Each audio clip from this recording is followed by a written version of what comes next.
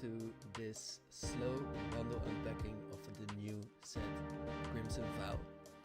I hope, well, not hope, I think many people are excited like me to open the new cards. And I do like, personally I have to say, that I do like having two sets on the same world again.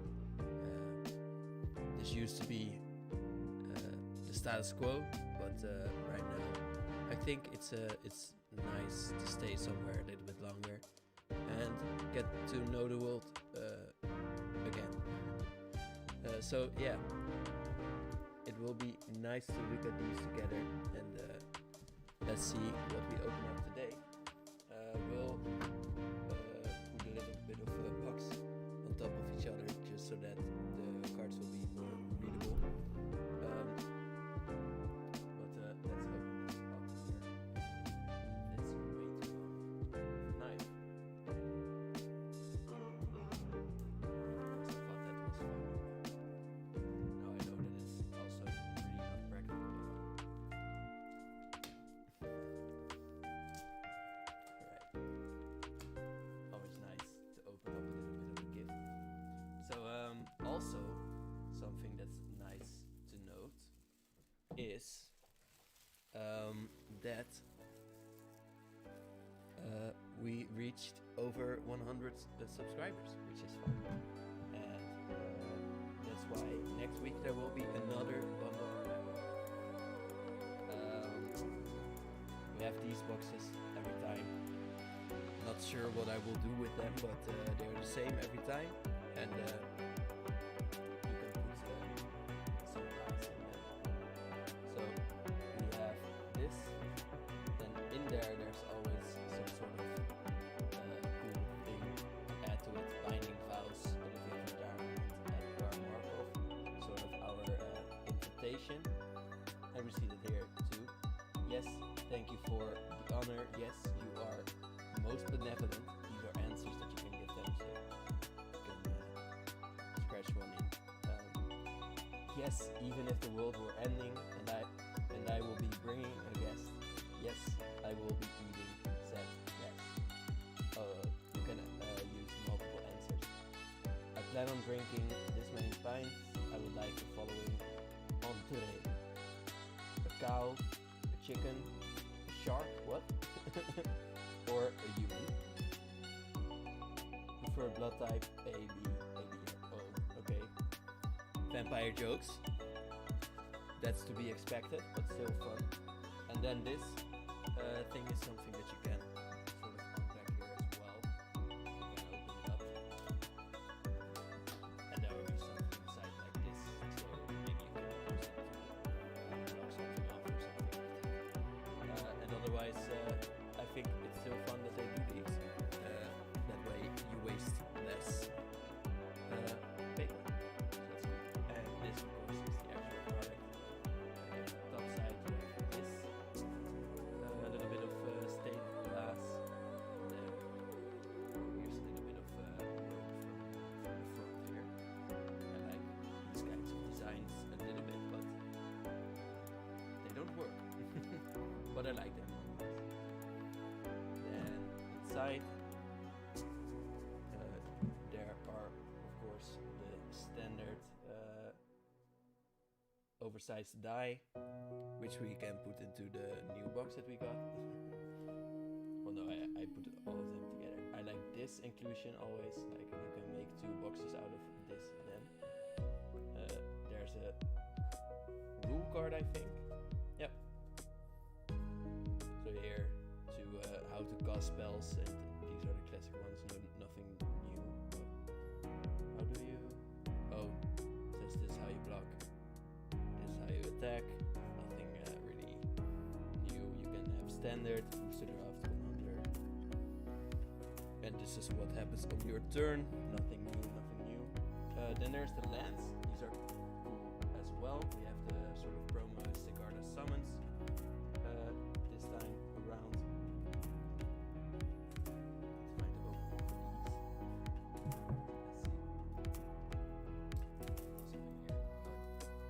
weird. It's kind of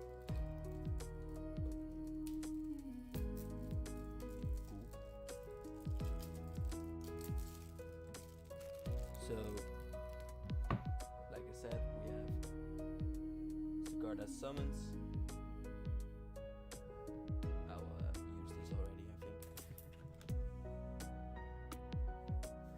So what I thought of was just use another box to put on top here. And now you can actually read the card. Wow. I say as if I haven't tested it for way too long. So Sigarda Summons is a 6 mana enchantment, a lot of mana, so you probably will not be able to play this at all, but if you can, creatures you control with +1 counters on them have base power and toughness 4/4, have flying and are angels. So they will be a 5/5 at least, have flying and will be angels. And I think that's cool. 4/4 is the usual angel size, so you will be able to make angels of every one of your creatures. With Olivia distracted, Sigarda's store free from her bindings and summoned her host of herons. Well, it's not because Olivia was distracted, she got freed by a huge beam of light from the ghost of Catilda.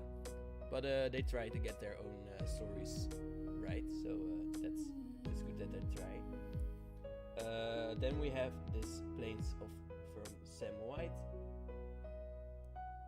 which you can see less well because of the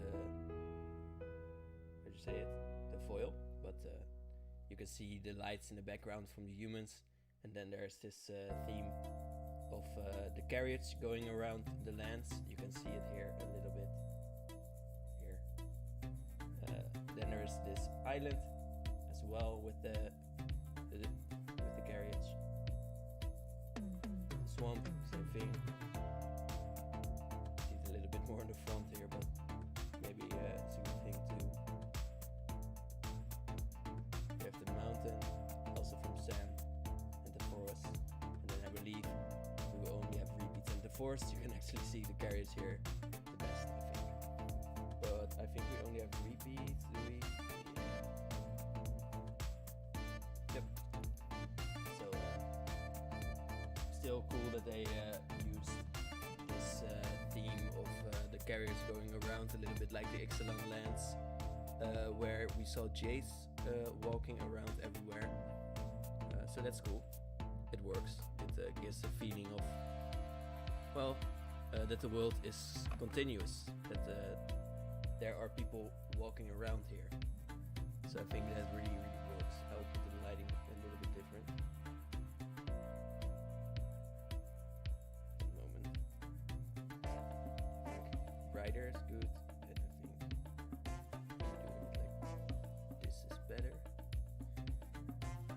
We'll see. Okay, so let's get into the packs. So for a bundle pack, you have for set booster bundle pack you have 8 packs. So we'll go through those in 3, 3, and 2 usually before breaks. So let's put them here.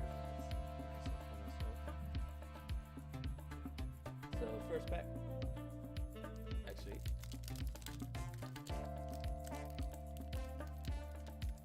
talking a lot about the lands, of course it's still slow unpacking, so we will take our time with them as well. They've changed the packaging again, I can feel this. Do I like it? I'm not sure. But the art card this time is the Griffwing Cavalry from Steve Prescott.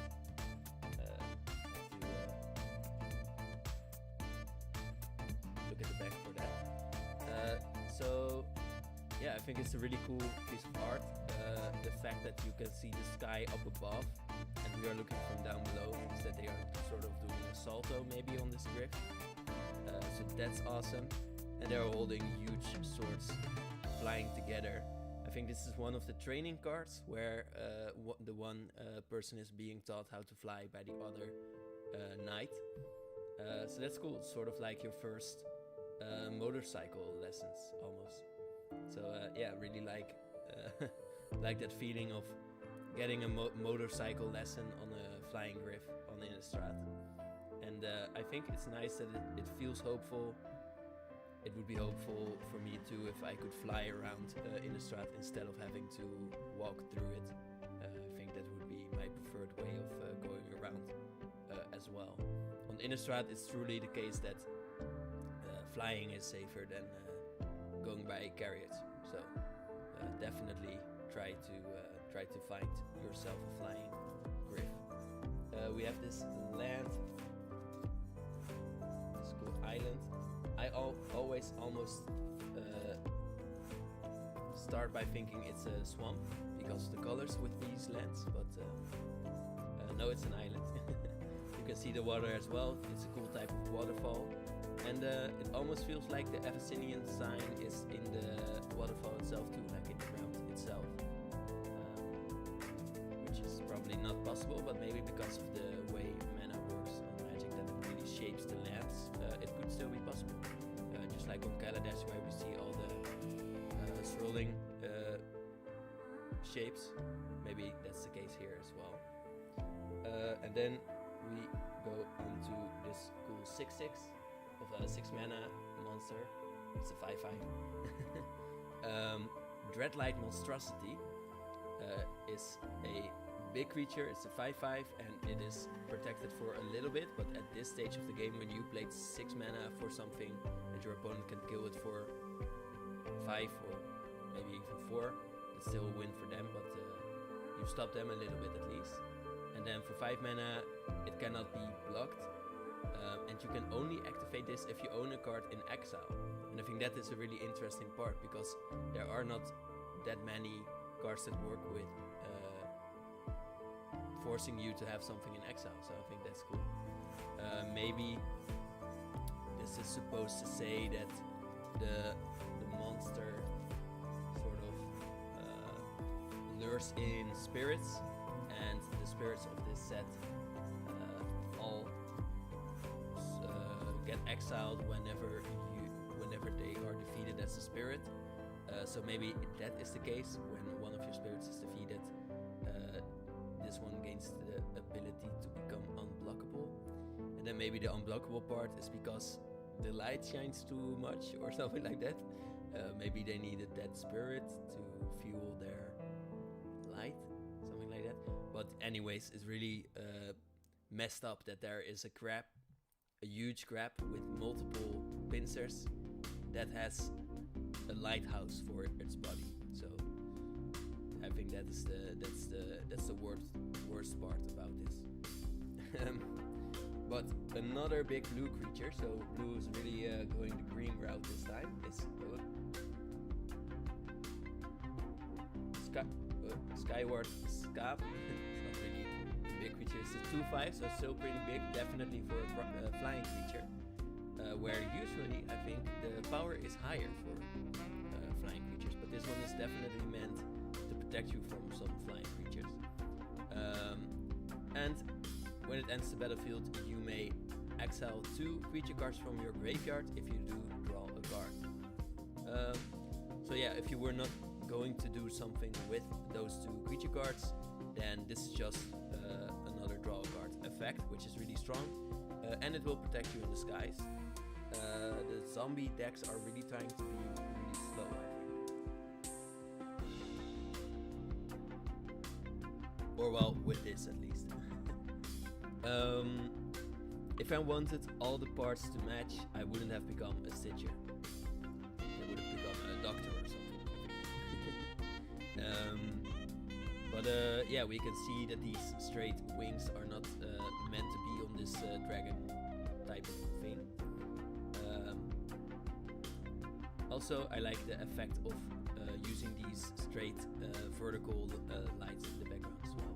Show that there are humans here, and you have to imagine how it will be to have such a big dragon flying around your beaches. That should be scary. We have Selhawk and Toomber, I think that's how you say it.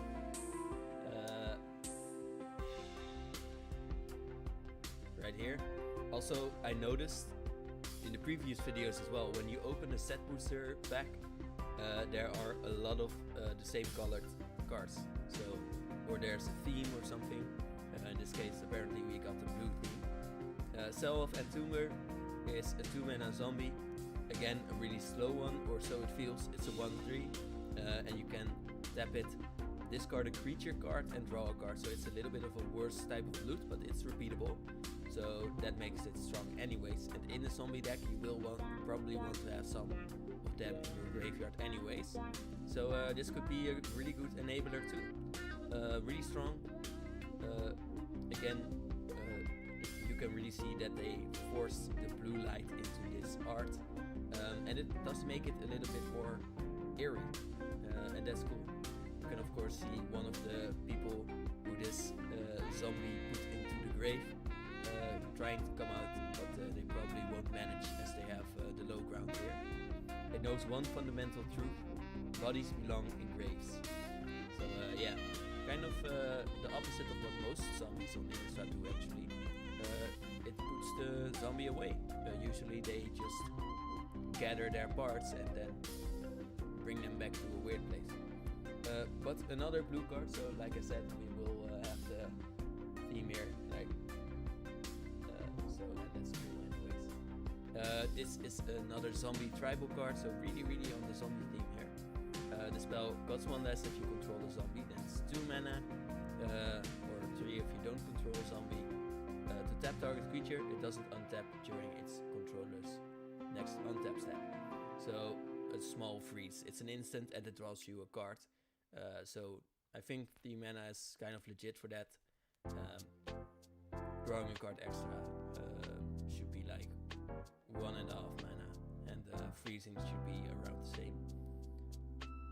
Frozen is frozen, whether it's with cold, terror, or both. So yeah, doesn't seem too scary to be facing one zombie on Innistrad. Like there could be way worse things, but if it can freeze you, then that is something that might put you in your place. We have Fear of Death, which is a cool concept, definitely. We saw this art in the Maleficent story of the spirits, or yeah, the art at least. It's an enchantment, Fear of Death. It's a 2 mana one that enchants a creature. When it ends the battlefield, you mill 2 cards. An enchanted creature gets -X/-0, where X is the number of cards in your graveyard. So it will at least get -2/-0, and it might lose all its power depending on how big your graveyard is. And I think that's a cool concept. It's supposed to show that people are afraid of death. People are afraid of creatures in the graveyard, of spirits coming back. So that's cool, and the art is really nice as well. I can't read the name here, so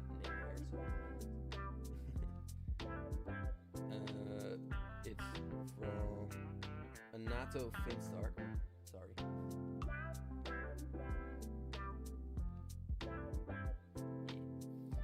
Anato Finstark. I think what I mostly like about this is the fact that the colors are are working together so well. So you have the blue of the spirit. I think it's nice that the spirits are blue, because they are in the colors, so that's smart. And the red of the lanterns, and we do see that the lanterns, the theme of these candles, have drawn back a little bit, so there are less of these in the arts, I think. And I think that's cool because we now see that people are more afraid. They've given up hope.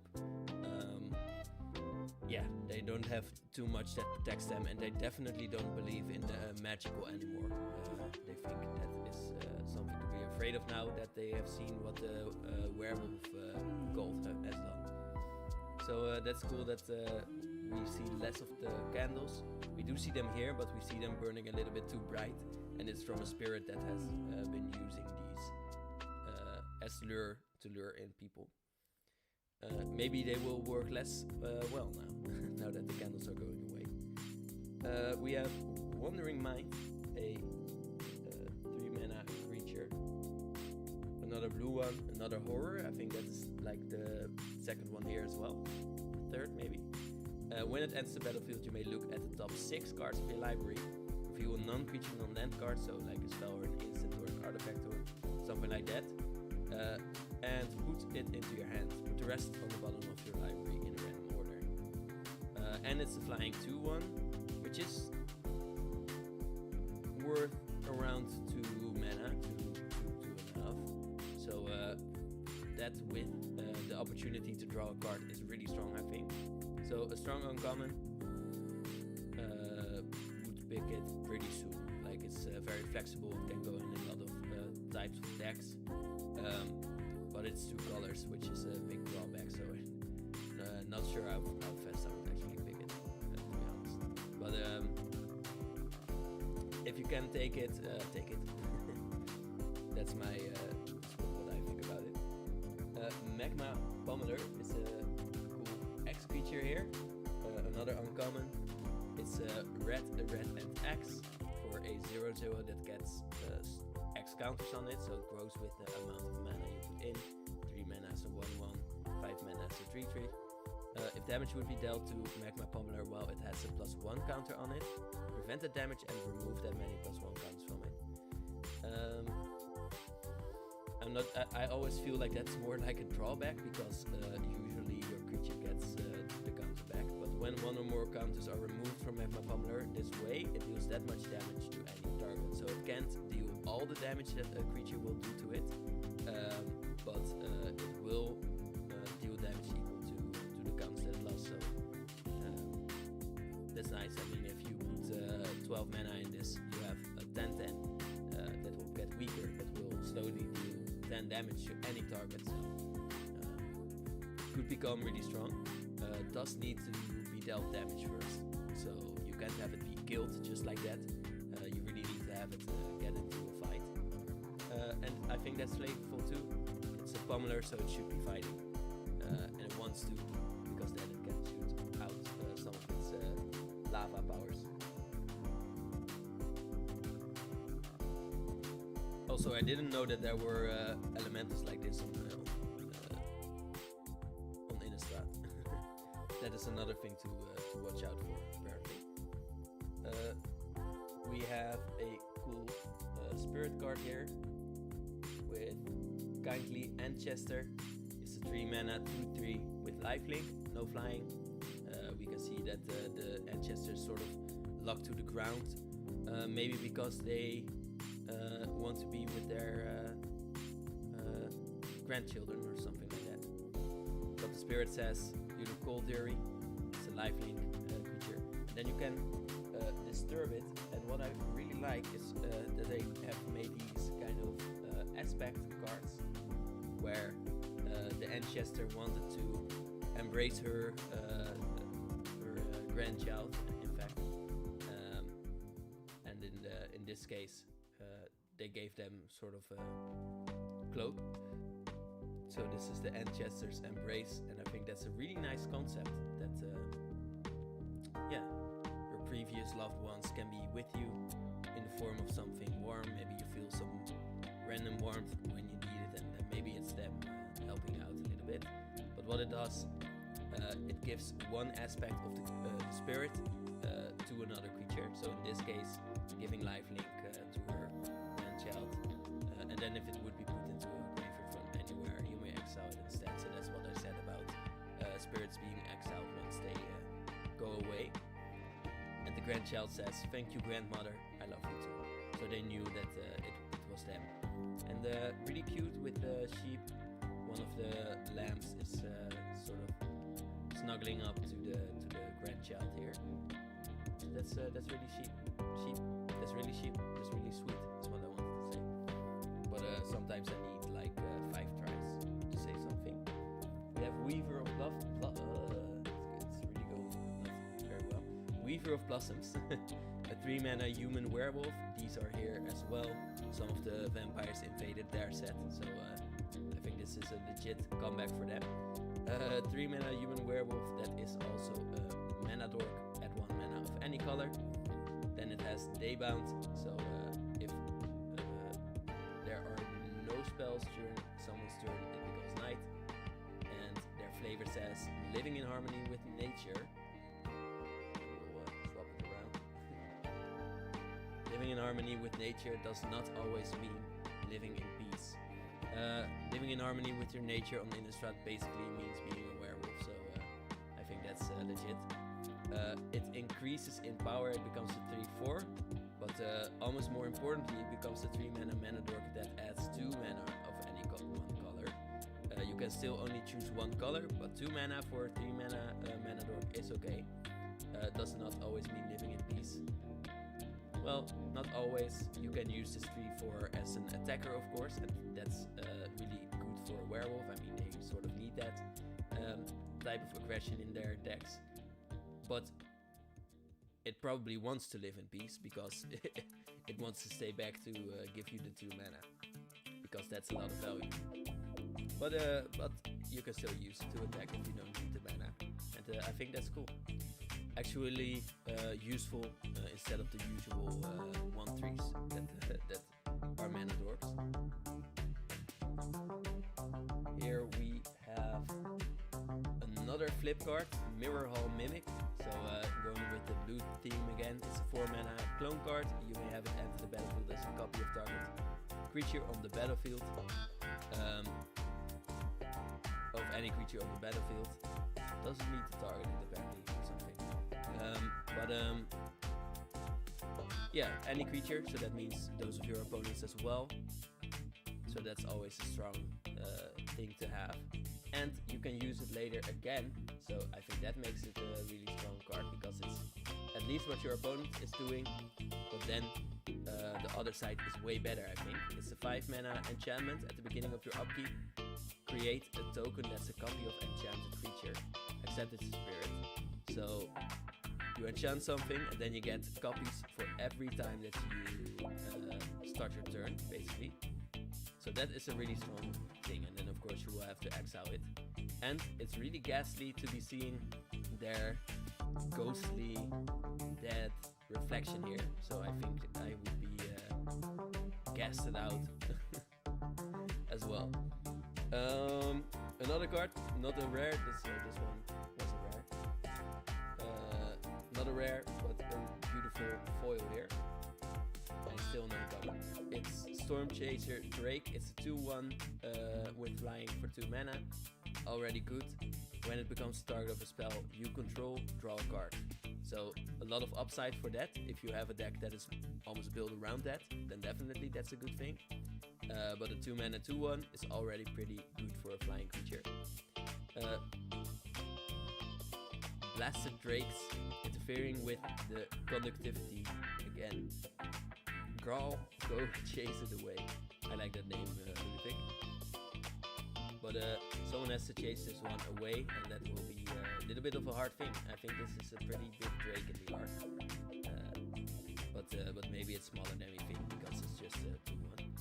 Should be able to chase it away if it stays landlocked at least.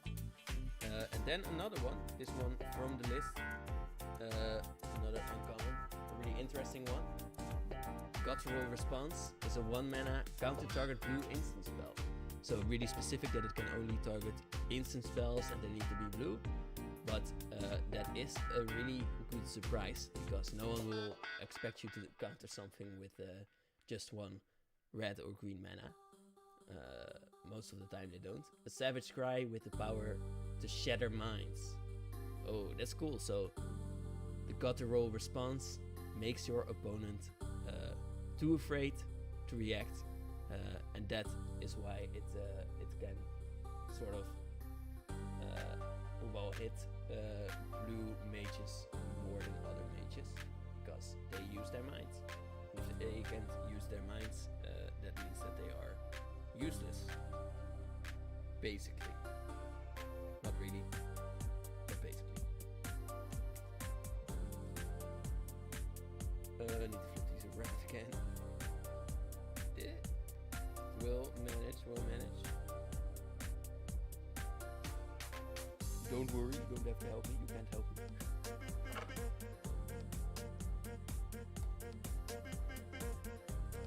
Okay. Second pack. So you can see how slow this goes. Slow unpacking. It's a truth. One pack takes about an hour. No, that's not true. We had some changed the packaging again. It's not really that hard to read this time, but they are more firm, I think, but not in every spot. So here we go. First the art card, which is Vampire's Vengeance from Chris Gold. Sorry.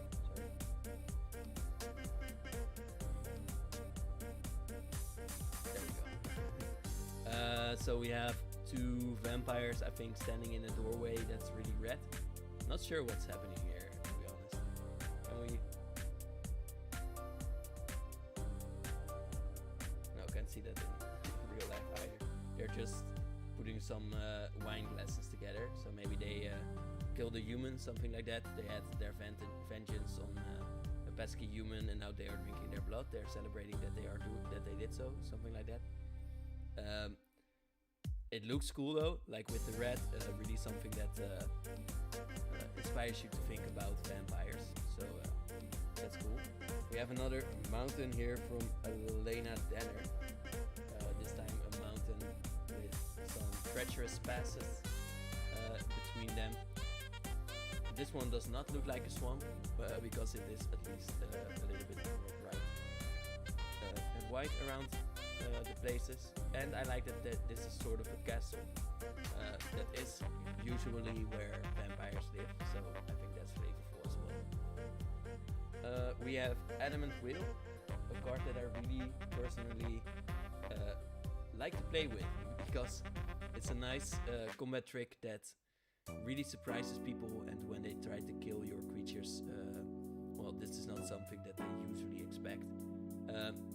Has been reprinted a lot. It's really gone into the white color identity, and I think that's cool. Protecting your creature should be something that is for people that care about the creatures. I refuse to die before I see the sun rise again. And Adamant Will is also always about conviction, which is something that is very white aligned as well. So we see that here as well, and I think that is sort of almost a vampire Qatar that we see, but this one is fighting to see the sun again, and the robes look really cool, so I think I like that the most almost. We have Militia Rallier from Alice Kitana. I don't know this artist, to be honest, never heard of them before, but it's a 3-mana human soldier. They cannot attack alone, so they need these other 2 people to be behind them. They need to have already rallied someone. Only then can they attack. But whenever it attacks, it does untap another creature, or doesn't need to be another. It can be itself as well. And so it has vigilance, or could give something else sort of vigilance. We can wait like helpless children for a hero, or we can gather our courage and be the heroes. Who's with me?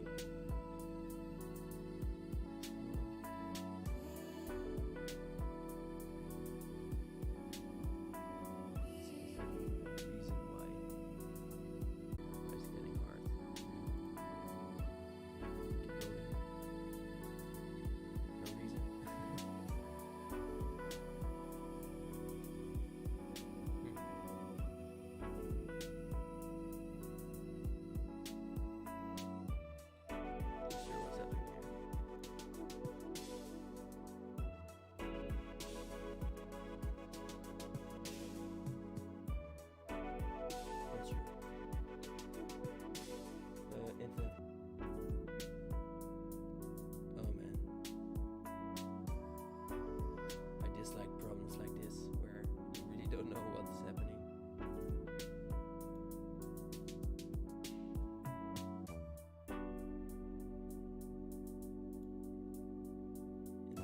Here.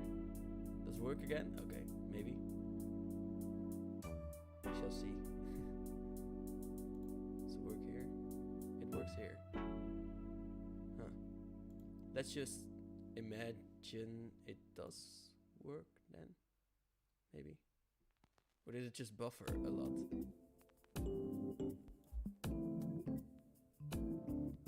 Maybe. Huh. I'll just pretend it works. We have Rural Recruit, which is the funny one with the 4 mana Human Peasant. That's just a 1/1, but it brings with it a 3/3/1 green boar creature token. And we can see the pig in the background as well. And it's wielding a weapon too, so I think that's really cute. And then this one can learn to fight from their pig friend, so I think that's cool too. That the training really usually shows 2 people in the art, and where one of them is really learning a lot from the other. And this time it's not a person, it's a pig that they are learning from. We have Nature's Embrace, a 3 mana card that lets you enchant a creature or a land, and as long as it is a creature, it gets +2/+2, so that's okay, but I think the flexibility here is the most important, because you can also give a land the ability to tap for 2 mana of any one color, which is interesting because we did see that before with the other wolf. That was also in line with nature, and when they were aligned with nature, they could add 2 mana of any one color too. So maybe that is the sort of flavor mechanic that they have added, that when something is in tune with nature, they can tap for 2 mana of any color. I think that's cool. We have Frenzied Devils from Andrei Kuczynski. It is a 5 mana devil card that's a 3/3 creature. Whenever you cast a non-creature spell, it gets double prowess. It also has haste, so if you have a lot of mana, you can let it attack for a lot the first turn it comes in. But you will need this and then another non-creature spell. Devils need no reason to stir up chaos. The chaos itself is their reward. By Ram Corollas, which we have seen in a previous story with the Star Magician. Apparently they are focused more on fiends, not really on demons, so that's why he did not so well against Old Stick Fingers. Yeah, really cool art as well with the fire going up. They do not need a reason for chaos. Who does? No one really. And they are running around the fire, just having fun, I think, for their tastes. We have Wash Away. Wash Away Sins, or Wash Away Someone. It's a 1 mana instant that lets you counter target spell that wasn't cast from its owner's hand. So maybe a spirit or something like that it can counter. Weird that it can counter a spirit when it's just water, but it does work. For 3 mana you can have it just cancel. So it's a better cancel. What can I say? That's not a bad card, not the best either. May the ocean take it, says the Nephalia expression, meaning good riddance. When they don't really like something or something. Radiant Grace from Campbell White. It's a 1 mana enchant creature card. It gets +1/+0 and vigilance, which I think is the most important part here. And then when it dies, you may return it transformed. And when it returns transformed, so when this creature with vigilance dies, you will get Radiant Restraints, which lets you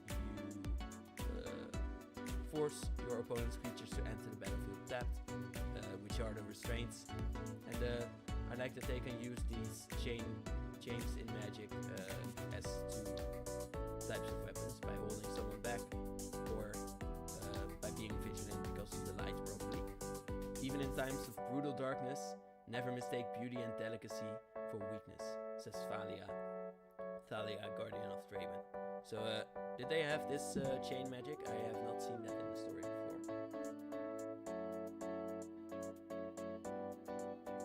I did see these in Sigarda's magic, but so maybe that's what it is. But okay, they are beautiful, I guess. We have a little bit of a weird alternate border, maybe, art. Bloodcrazed Socialite with art from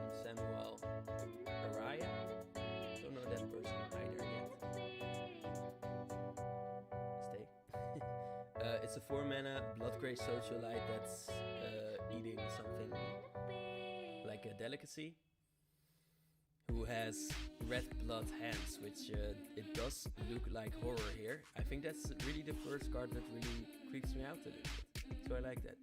It's a 4 mana Menace Vampire. When it enters the battlefield, you create a blood token, which is fitting as they have blood on their hands.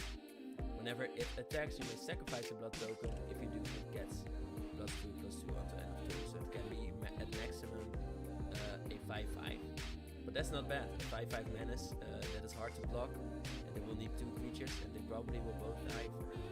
So, definitely a Menace. We have Voldaren Epicure, a 1 mana alternate art from V. Zendere Castilla? I think, I'm sorry. It's a 1 mana 1/1 vampire. When it enters the battlefield, it deals 1 damage to each opponent, and you create a blood token. So in the blood decks, you might really well use this, and vampires like to deal 1 damage to opponents, because sometimes that is something that you need in your vampire decks as well. And I think this mostly works really well with the previous sets of vampires. So fun that they made cards that work together well with those as well, especially since there will be a crossover set. We have Necro Duality, which is a mythic, 4 mana mythic from Billy Christian. You know again. 4 mana enchantment. Whenever a non-token zombie enters the battlefield under your control, create a token that's a copy of that creature. So zombie tribal needs to be non-token zombie, so you will actually need the creatures here. And then you may make multiple of those, and as most of the zombies in the set have entered the battlefield effects that want you to sacrifice the creature, I think that's a really extra good card to have in those decks. Geralf's prowess continues to grow. He can now replicate my own creations with near perfect accuracy, says Ludovic. So Geralf is maybe soon going to surpass his master, which is cool. A really cool card. Works really well in zombie decks, and you probably will want this in your zombie deck. So it looks cool too. I don't know how this really works in the in sort of real life, because you need to stitch together the zombies to make 2 again. That doesn't really create any new resources, but it's magic. Let's just leave it at that. We have Weaver of Blossoms again. We have seen this already, but this one is a foil. So here, living in harmony with nature, and like I said, on the other side, being in harmony with nature is what grants you the ability to add to and of any one color. Nothing new here, I think, except for the fact that it's a cool artistic choice to have the left side be more light and the right side be more dark, as if they are running towards that, as if they are indeed sort of embracing the deeper forests of Innistrad. So I do like that. They are really going into the woods. They are really ready to become one with nature, and they are still wearing their nice blossomy necklace. So that's cool too. That maybe werewolves also care about fashion as well.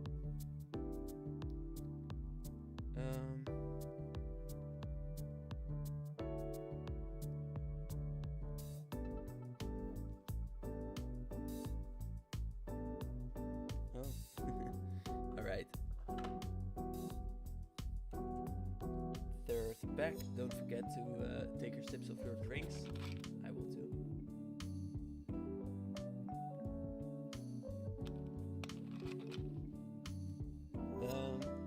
Third pack. Let's see how easy this one goes.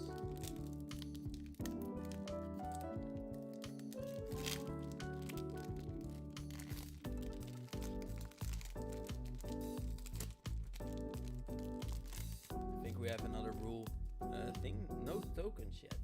We do have tokens here, I think. What does say? Oh yeah, the game where you open a lot of packs. Yeah. Oh no, it's a different game. It's called Vampire Wedding Planner. Compete to be the best wedding planner for the bride by matching cards to her chosen theme. Each player opens a booster, of course, and sets aside all cards without magic card packs. Then each player randomly selects a non-land, non-colorless magic card from their own cards, without revealing the rest of the players. Shuffle all players' remaining cards together and place the stack face down in the center of all players. Each player's selected card is their wedding theme, and they may secretly look at their own card at any time. Each player is dealt 4 cards, and they then turn over the top card of the stack to create a discard pile. Randomly determine who goes first, then take turns counterclockwise.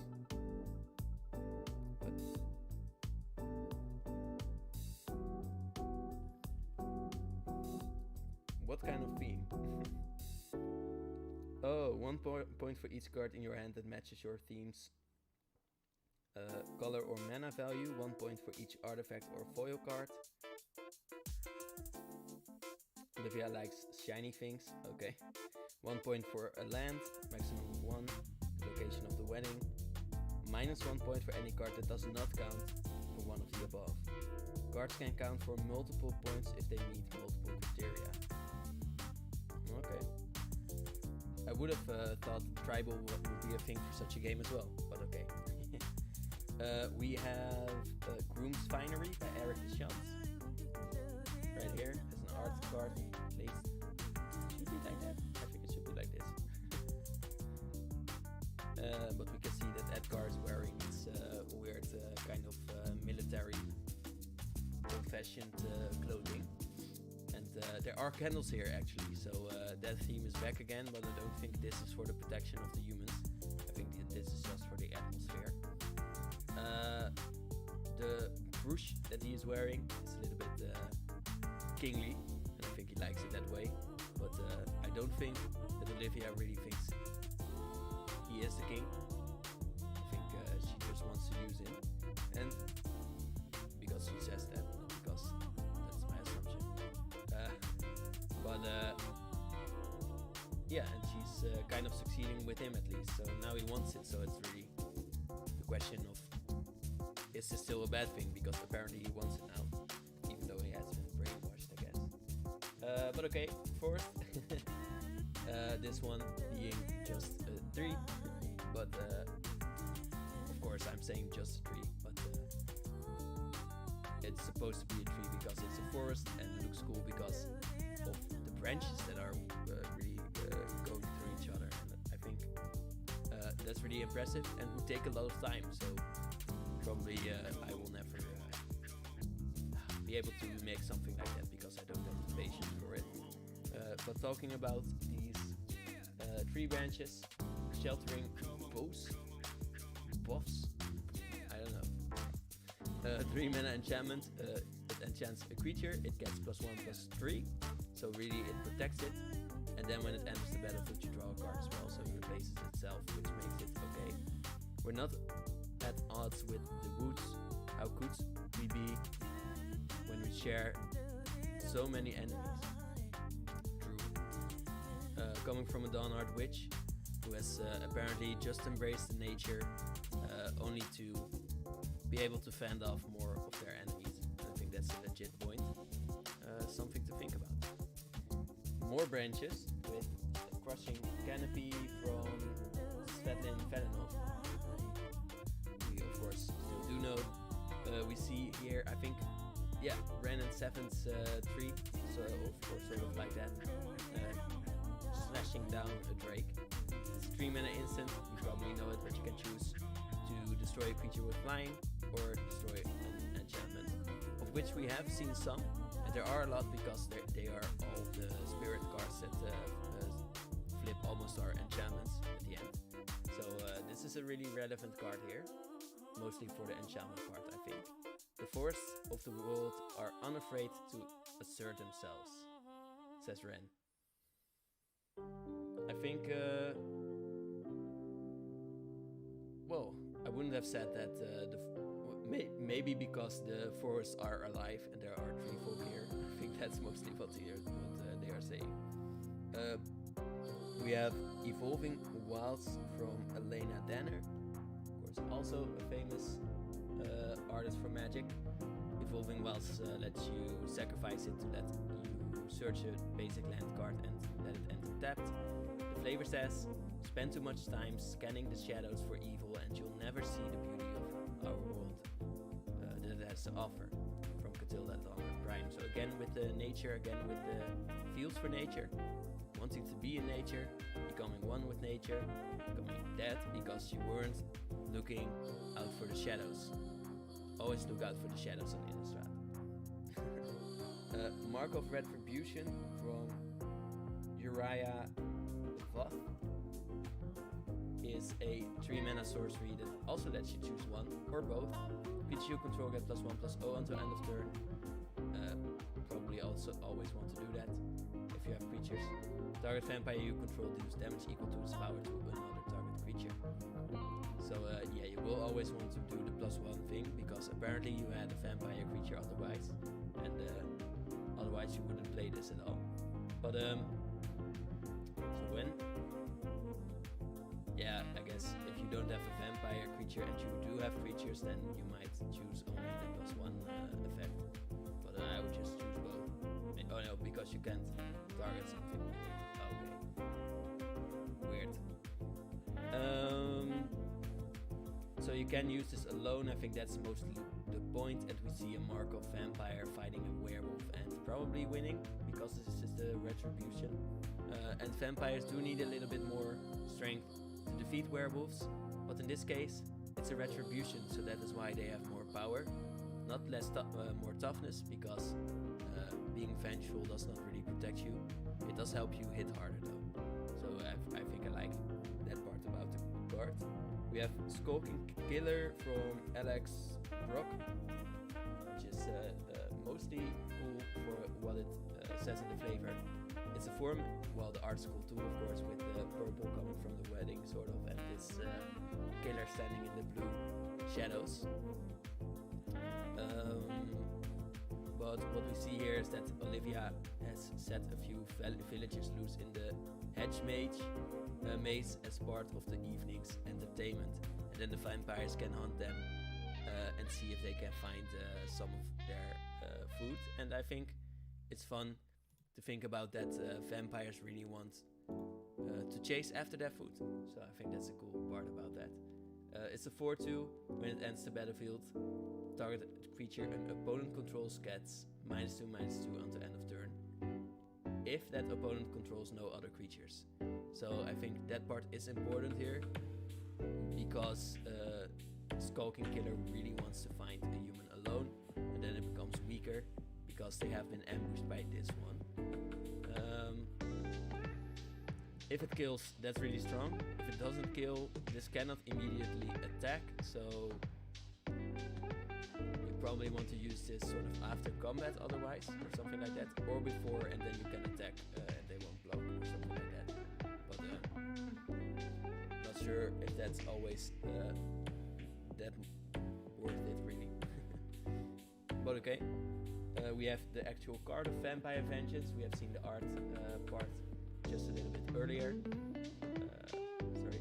What it does is it deals 2 damage to each non-vampire creature, and then you create a blood token.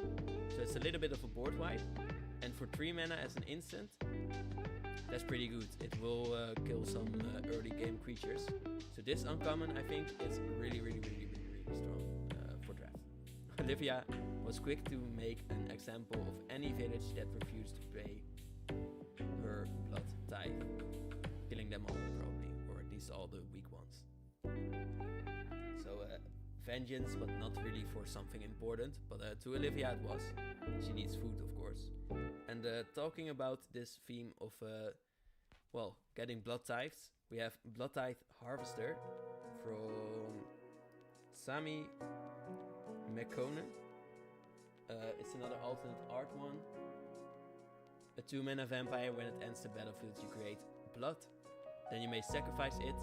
Target creature gets -X/-X until end of turn, where X is twice the number of blood tokens you control. So you don't have to sacrifice any of them. That is a new part here. Usually you have to sacrifice the blood tokens. But yeah, sort of like the 2 mana blue wizard that lets you minus X something for the amount of snowlands you have. In this case, it works with the blood tokens you have. Is that strong? I think you can easily have like 3 or 4 blood tokens, and then, yeah, sure, I think that's pretty strong. And but you do have to sacrifice it, and otherwise it's still 3/2 for 2 mana, so that's okay too. I mean, it's never bad. And you will get a blood token. I think that part alone is pretty good. And then if you can kill something big with the second ability, then it becomes really good. So I like that. You can always pick it almost safely. Mark of Purifier from Samuel Arava, another alternate art one. 3 mana white and black vampire, so not really about the aggressiveness or like the controller or the purifier in this case, the religious part of the vampire cult of Innistrad. It's a 2/3 this time with lifelink for 3 mana, so it can protect you really well, can give you life back. At the beginning of your end step, if you gain life this turn, you may pay 2 mana. If you do, draw a card. So you don't really see the gray here, but it says mana, of course. If you do draw a card for 2 mana, it's okay, and it is repeatable. Just might need something else to get the life, because you probably will not be attacking with this very well at turn 3 or 4 even. So yeah, if you do have the synergy of life gain, then this becomes really good, and otherwise it's okay as a sort of protector, as prolonging your game for yourself. But upside, so that's always fun. And in white-black, that's pretty good. Pretty easy to get live. We have Belligerent Guest, another alternate art one. This time from Jason A. Angle. So it's not really that they used artists from outside for these alternate ones. It's a 3 mana trample 3/2. So that's already okay. We have seen the 2 mana 3/2 as well, but that was red and black, so a little bit harder to cast because of that. But this lady, when it deals common damage to a player, you create a blood token. So that's repeatable looting, at least. And sometimes, like you saw before, you can use the blood tokens to kill something. So that's nice synergy. And the 3/2 trample will get in pretty easily, at least at turn 4 still. So not the most impressive one, but I do like this one with the outside frame, with the ropes that are hanging from the top. That looks really cool. And what you can see is a theme on the vampire wedding side, that they are stacking these glasses on top of each other in a dangerous way. Sort of like telling us that they are not afraid of things shattering in this wedding. But like we see in the story, there are a lot of windows and glasses shattering. But I think that adds to the art here. So that's cool. And ooh, I like this card a lot. It's Anya, made of this honor, from Youngye Choi. I always say the name wrong, and I can never find how to say it properly. But I'm sorry. It's a 4 mana 4/5, so that is a big chunky lady. And it's Anya, so I think that's the coolest part about that. It's the discard madness tribal card that you probably have seen a lot of, but a little bit less specific here. Whenever she or one or more other vampire other vampires, I think that's not grammatically correct, but enter the battlefield under your control, create a blood token. This ability triggers only once each turn. Okay, so it wants you to be vampire tribal, and then it gives everyone the enter the battlefield effect of creating a blood token. And then you can sacrifice another creature or a blood token. I think that's preferable, usually. And then each opponent loses 2 life, and you gain 2 life. So that is a pretty good effect, where you can use your blood tokens to eventually kill your opponent. I think it will be interesting to see why Anya is the Maid of Dishonor here instead of maybe because she's a mad person and she's now sitting alone there and mostly being dishonored because she drinks so much blood. Like there are 5, 6, 7 goblets here. And I wouldn't put it past Olivia to have her invite someone in a donkey head. So that's one part of it as well, I think. And her house is weaker, so maybe that's one big part as well. And then we have the most famous card here, which is Doom to Center with art from Campbell White in this case. So new art for them. It's a 2-mana 1/1 that lets you create a 2/2 black zombie creature token when it dies. So it gives you sort of 2 creatures to sacrifice. The most dangerous place to be in Kashyyyk is alone, which is not a place, but it is a dangerous thing to be doing, to be alone. But yeah, I like this card. It's really useful. It's almost always useful. People will not want to block it, so you can keep getting in with the 1/1 until you don't, and then you can still get a 2/2. Or you can sacrifice it twice, which is usually also where you mostly use this for, not really as an aggressive card. But it can be. And it works with zombies very well because it dies twice and it will become a zombie, of course. So that was the 3rd pack. So what we will be doing is we will get some coffee and then we will return here in a little bit. We have these dudes left. Will not focus apparently. Can you? Yeah. These 3 for next after the next break, and then these 2 as well. I'll put up the music a little bit so you can vibe as well if you want.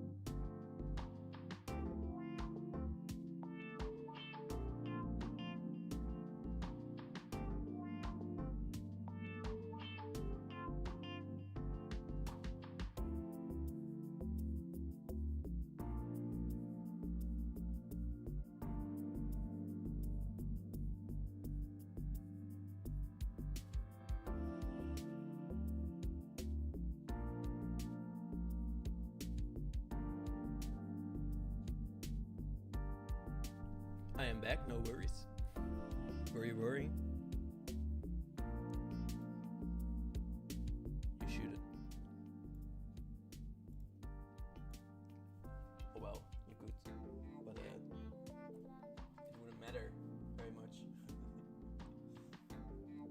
But okay, let's open another pack.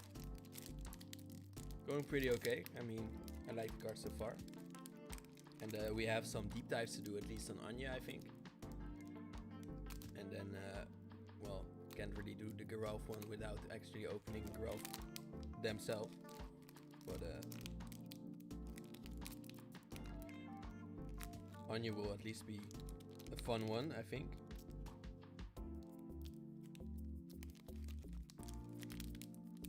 So what I've done is they kind of made it harder for the top part to be opened as well.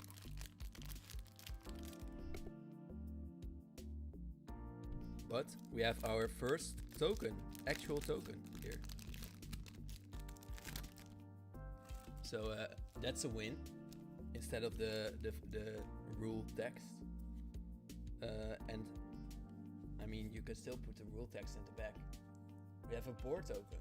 So that is the one.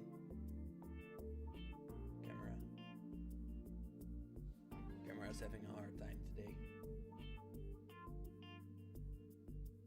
You see it, camera? Camera will see it eventually.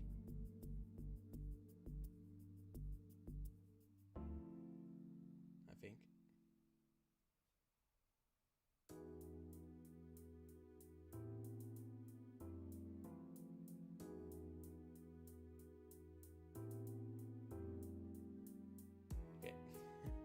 No, okay. So it's the 3-1. It's the one that comes with 1/1 young soldier, and it, yeah, it's supposed to be someone who teaches the young ones to fight. Do you think this would be a nice teacher? I think it would be. They would, well, at least teach you to charge in. So that's something. We have the art card, which is Grolnok the Omnivore. Ooh, a really extra one as well. Whoa, this seems fancy. I'll show you. It has the sort of signing there. That's new. Cool. I have not seen one like that actually. Neat. And yeah, they're just sitting there, chilling, eating the lands, eating the people, having people in their body, riding away. So yeah, they're having the time of their life. I almost want to sing now because of that. That's a problem. Shouldn't sing. That will go wrong. We have a swamp, actual swamp from Kirby Rosannes. From Kirby. We see one sort of human form standing in the back there. Like there. We see the swamp. We see the water that has been dropped down. Don't know if that's a word, but it feels like the right word here. And we see some huts in the background too. Like maybe there's some werewolves living here too, but that shouldn't be the case. Maybe these are the refugees from the humans that are running from the cities, because the cities are now not safe, because vampires are asking for a lot of tribute. To be exact.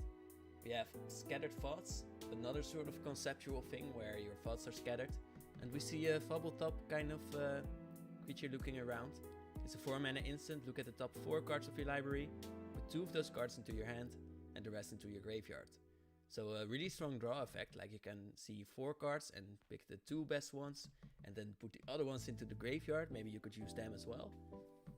Really good for zombies. Really good for spirits. So this might be a really early pickable card because it's so versatile. It keeps you into archetypes.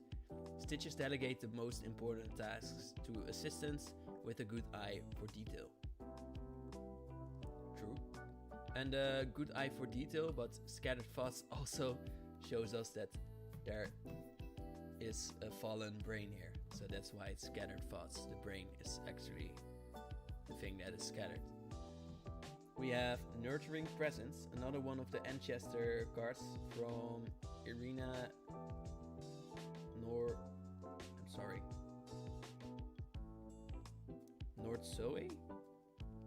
Soul. Sorry. Okay. But a cute one. We see the grandchild in this case standing in front. They're wearing their flowers. And the ancestor is looming over them, protecting them again, of course. And just being around to help them. Whenever a creature enters the battlefield under your control, this creature gets +1/+1 until end of turn. So more friends around them will sort of help the kid grow, maybe something like that. And when it ends the battlefield, you create the spirit to strengthen the child already. So that's what it says, of course. And the 1/1 flying is okay. It's for 2 mana, that's okay. And you can give this to a flying spirit as well, which is weird, flavorfully, but you can do it. And then you have a flying creature that will get stronger with every creature you add. And plus, if you have multiple of these, the effect will get stronger and stronger. So in a focus deck, this could be something strong as well, I think, maybe. Another cute card, maybe that is the theme of this pack. It's Cradle of Safety. It's you see a really realistic child laying in the cradle. It's a 2 mana enchantment with flash, where you can give the creature +1/+1, sort of using it as a combat trick almost. And then when it ends the battlefield, enchanted creature gets hexproof until end of turn. So you really protect the creature, really make them stronger as well. You nurture them, you make sure that they can survive until they are fully fledged humans. And we see the candles again, so that is here. And I think that's sweet, keeping them extra warm in fall. What is that gold thing actually? Sort of metal or something? Can't really see it, but they have a medal. They have done really well. They have won a battle or something like that. Skillclad Spirit is from Arthur Treffner. It's a 2 mana spirit with Defender. It's a 3/3. So that's really strong on its own. Just being a Defender as a 3/3 for so cheap really stops your opponent. But whenever an enchantment, so like the aspect cards, enters the battlefield under your control, it can attack. So it didn't have Defender, so really famous sort of ability for Defender cards. Some Geists imitate the lives they left behind. Others follow the dreams they never realized. So really making things slow again, but a strong way to do it for yourself. And if you can trade this away, then that's a really nice way to trade up, I think, because you will probably trade this with 3 or even 4 mana cards, so that's really strong. We have Storm Chaser Drake again. We have seen it before. One funny thing, this we see that Ludovic is sort of hating on the dragon. It's on the Drake. It's taking away his electro currents, but it is a familiar of them because it being targeted lets you draw cards. It lets you progress again, I guess. So this really wants to work together with people like Ludovic to strengthen their decks at least. So maybe it's something that you do want to have around. We have Geistlight Snare, so again showing us the traps that the Geists use. And this one is from Anato Finstark again. I think we have seen it before with the other spirit card. This 3 mana instant costs 1 less to cast if you control a spirit. Sort of the same like the freezing zombie spell. And then you can control target spell, counter target spell unless its controller pays 3 mana. So for a 2 mana spell, that's really strong already. 3 is okay, I think. But 1 mana, if you can get it to 1 mana, then that becomes really strong. The flavor says Tamil had always wanted a closer look at a Geist's lantern. Now he had an eternity to study one from the inside.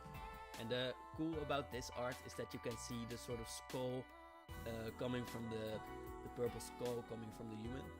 And maybe this is a sort of continuation on the story from Afraid of Death. Is that what it was called? Let's see. Let's fish it out from here. It's blue, so we can look for that.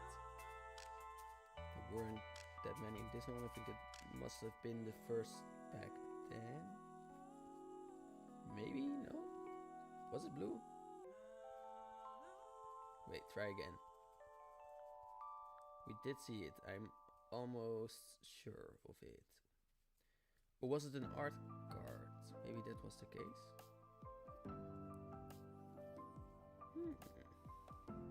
One more time.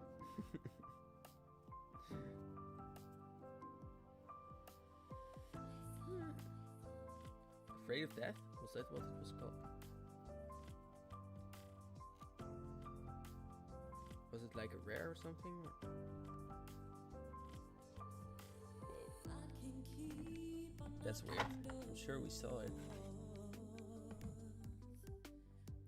Well, not sure. But maybe it's a continuation. Maybe it was the spirits that took it away for me. We have Distracting Guys. Okay, again with the candles. I promise that they are less present. It's 3 mana, 2/1 spirit. Whenever it attacks, tap target creature defending player controls.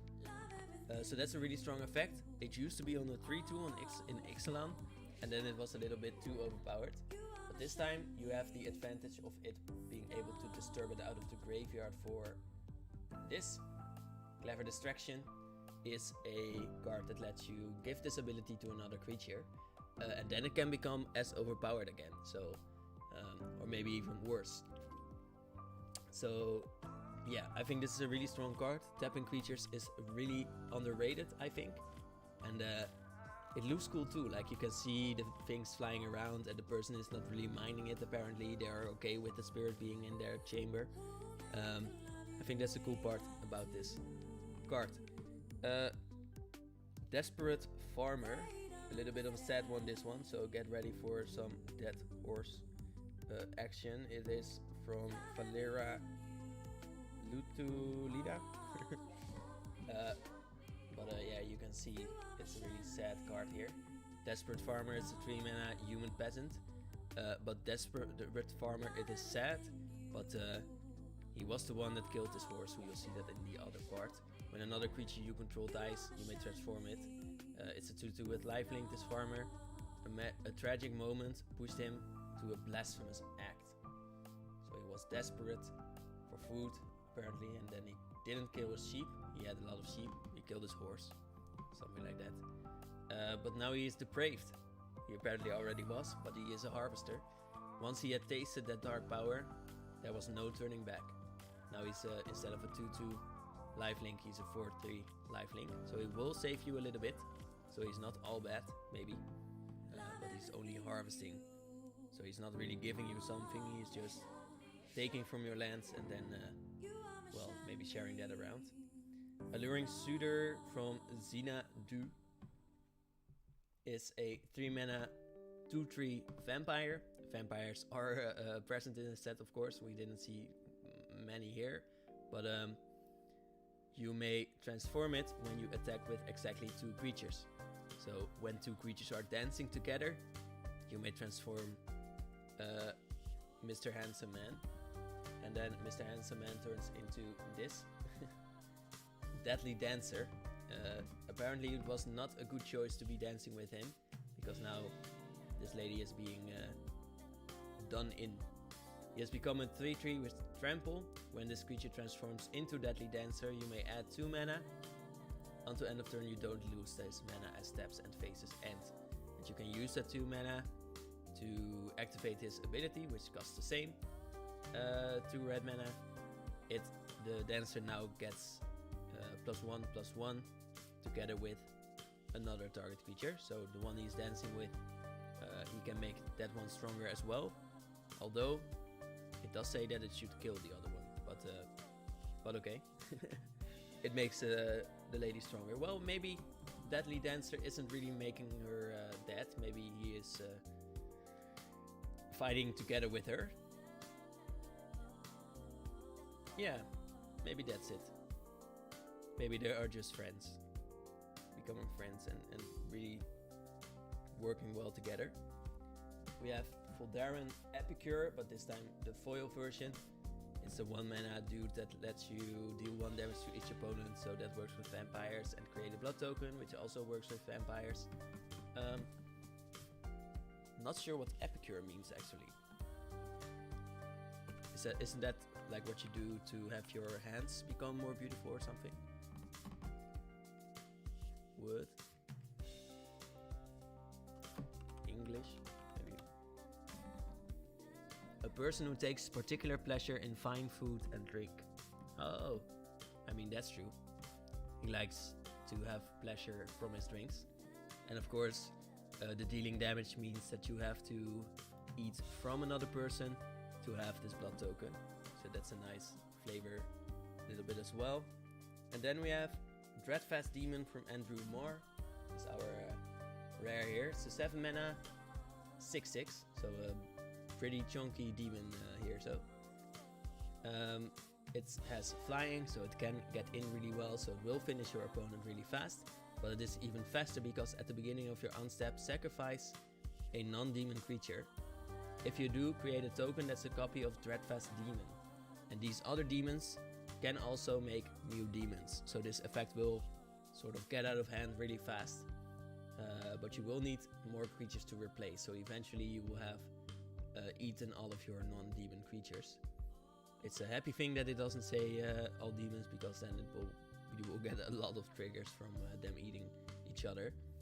Fly the 6th day of darkness. Oh, by the 6th day of darkness, the lake was more blood than water. So these demons have free reign now that it is eternal night. And yeah, apparently they made a whole lake of blood. So it's not really going well for the humans. I think they will be extinct in not too much time.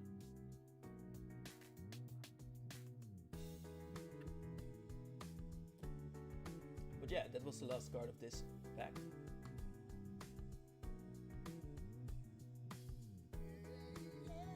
Let's put that apart to look at later. And then these boys in here. So, second one from this, well, let's say it, this step. Man.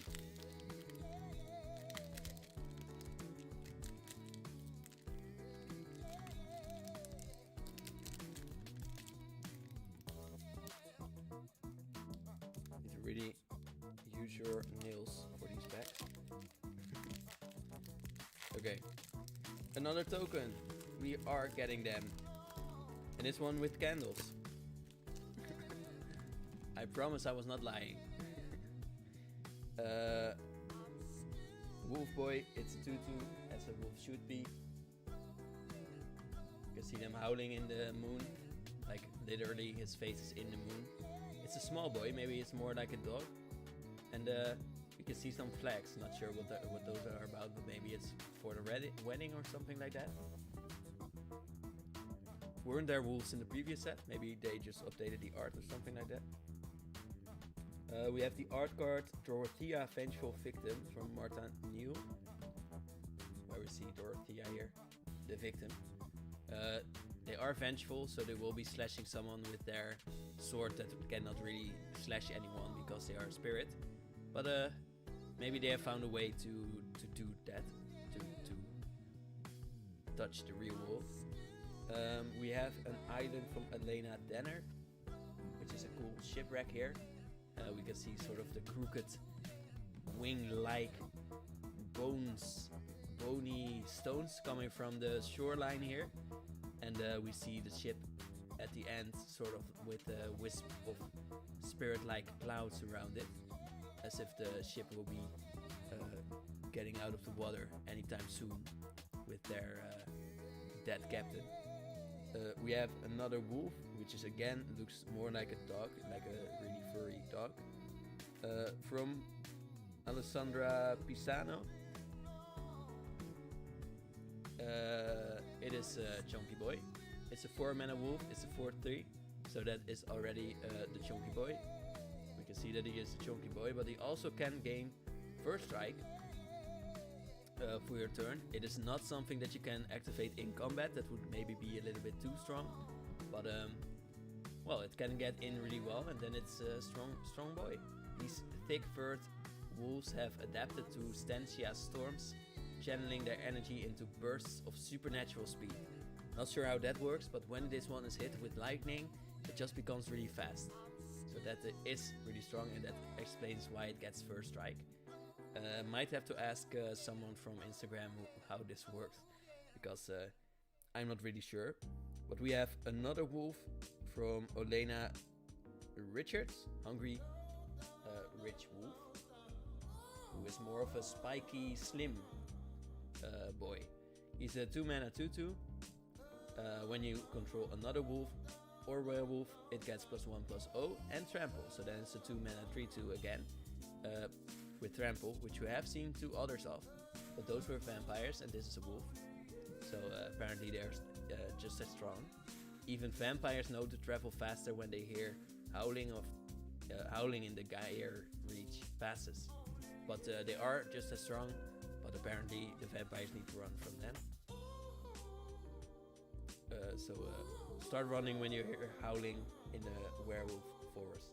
Another wolf is Snarling Wolf from Ilsegord. So it's this one. Snarling Wolf is a 1-mana 1/1, but you can make it a 3/3 when it attacks, and this one can be activated at instant speed. That was not too overpowered. Oh, thank the angels, it's not a werewolf, just a regular one. By Bruno Ulvenwald Guide. He was a guide. It was also his last words. So don't listen to the guides of Innistrad. Sure Strike. Apparently the theme of this pack is werewolves. Sure Strike shows us one flying into a vampire who is screeching at them. It's a 2-mana instant that you probably know. Sure Strike has been around for a long time. This one is a story spotlight, where before the Officiant even had a chance to ask if anyone objected to the Voldaren Mark of Union, Arlene made her opinion known. So this is Arlene apparently. I can never recognize these wolves. But you okay, boy? Okay. Well, the famous card, what it does, it gives your creature +3/+0, which is okay. But it also gives them first strike, so you can really easily attack with this one. And sort of feels like Adamant Will. So these 2 cards combined, Sure Strike and Adamant will mean that there are a lot of nice combat tricks that you will have to work around. And make sure that you have like 3, 2, something like that, toughness extra when you are fighting the Boros colors. We have Whispering Wizard from EM Gist or Gist, I don't know. But Whispering Wizard is a 4-mana 3/2. Again, the 3/2 thing. So some creatures are a little bit more aggressive, but whenever you cast a non-creature spell, create a 1/1 Right Spirit creature token with flying only once each turn. So you can do this on your opponent's turns, but you can do it multiple times per turn. But then you can still have like 2 or 3 spirits per turn, which is a lot. You won't be able to, because that costs instants and sorceries as well. But this kind of feels like Murmuring Mystic from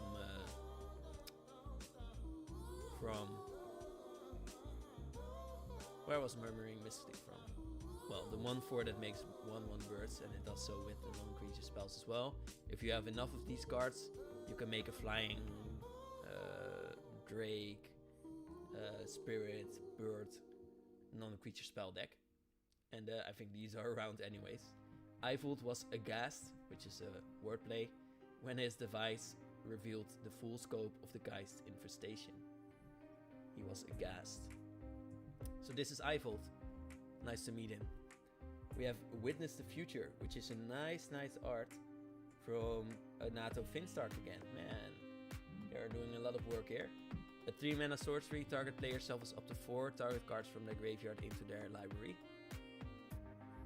Okay, you look at the top 4 cards of your library, so you can have another player lose their graveyard stuff. You look at the top of your library, then put one of those cards into your hand and the rest on the bottom of your library in a random order. So this one does a lot. It forces some cards from a graveyard back into a library, and then you can pick one from 4 as well. But I like the art. It seems conceptual. We see the sun, we see the moon up above, so we see that the sun will return probably. We see a hand getting knifed because probably we will need some blood for this ritual, and we see like a horn in which the blood probably will go. And then we see the blue stuff that is probably the magic that is needed to see the future. And what I like is that there are 3 people needed for this spell. Sometimes a spell is just too hard to do on your own, and you might need some friends to help you with it. Like this card, another 3 mana blue card that lets you sort of see in the future, but this one is first for discovery, a 3 mana instant that lets you draw 3 cards and discard 2, unless you discard a basic land card, which is maybe what you want to do, but personally I wouldn't say discarding lands is better, but it's just one land card then. This is your only warning, Alchemist. The secrets of the sea are not yours to behold. Lord Crothus will not be so merciful next time, says Runo Stromkirk. So someone is discovering around. Not sure what the thing is with the secrets of the sea are not yours to behold. Lord Crothus will not be so merciful. Oh. So an alchemist has been looking around in the sea. They had a thirst for discovery, but the Lord of the Sea did not like someone snooping around in his territory, so he sort of made them maybe drown or something like that. We have Gluttonous Guest from Mary Magni. It's a 1/4. Oh, we have another card, sorry. Oh, Kindly Ancestor, but we have seen that one before. We have Gluttonous Guest. It's a 3 mana 1/4. When it ends the battlefield, you may create a blood token. Whenever you sacrifice a blood token, you gain 1 life. So another one that is tribal with the blood tokens. And with life gain, we have seen one other white and black cards that likes life gain. This one prefers to sacrifice blood. Didn't the life gain one give you blood tokens when you gained life or something? Oh no, it lets you draw a card for 2 mana. Yeah, but okay, that is extra good then. And you finally have something else to do with blood except for looting. Looting is really good, but an extra like this can really propel you forward and can really protect you in this case, at least. So I like that. We have Child of the Pack from Mila Besic. It's a 4 mana 2/5, so really good defender. And this Child of the Pack has a wolf sort of protecting them and sort of is protecting someone behind them, I think. And for 4 mana you can create a 2/2 green wolf creature who we have seen in this pack. Yeah. Her face shines with youthful innocence. Then you can transform it into a 5/5, which you can see at the side of the card there. And the 5/5 is called Savage Packmate. This one cannot create more wolves, but your 2/2 wolves now become a 3/2, and your other creatures as well get +1/+0. And you have a 5/5 with Trample. I think that's the most important part of this 4 mana card. Her claws are another matter. I like this. You know what you can see is the Red Riding Hood tail in one piece of art, but this time the Red Riding Hood is the wolf. So that's really cool.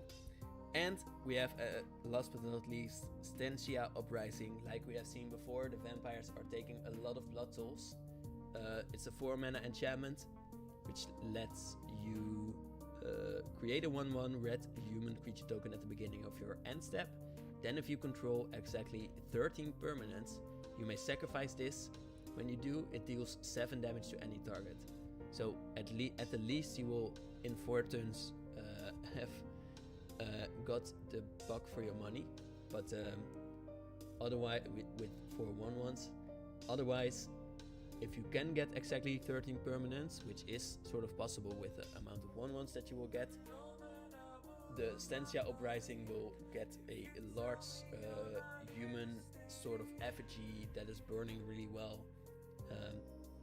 And then you may, or maybe you will burn a vampire, put it onto a stake and then burn it, something like that. And deal 7 damage. That's a lot of damage. So for 4 mana that's already okay, and then you have gotten a lot of 1/1s as well. But you will need exactly 13 permanents, which might be a little bit hard. But maybe that's doable. It will be something for in the later game, and maybe you want to work with more tokens then. But this with the big wolf also works really well, because then you get 2/1s, I guess.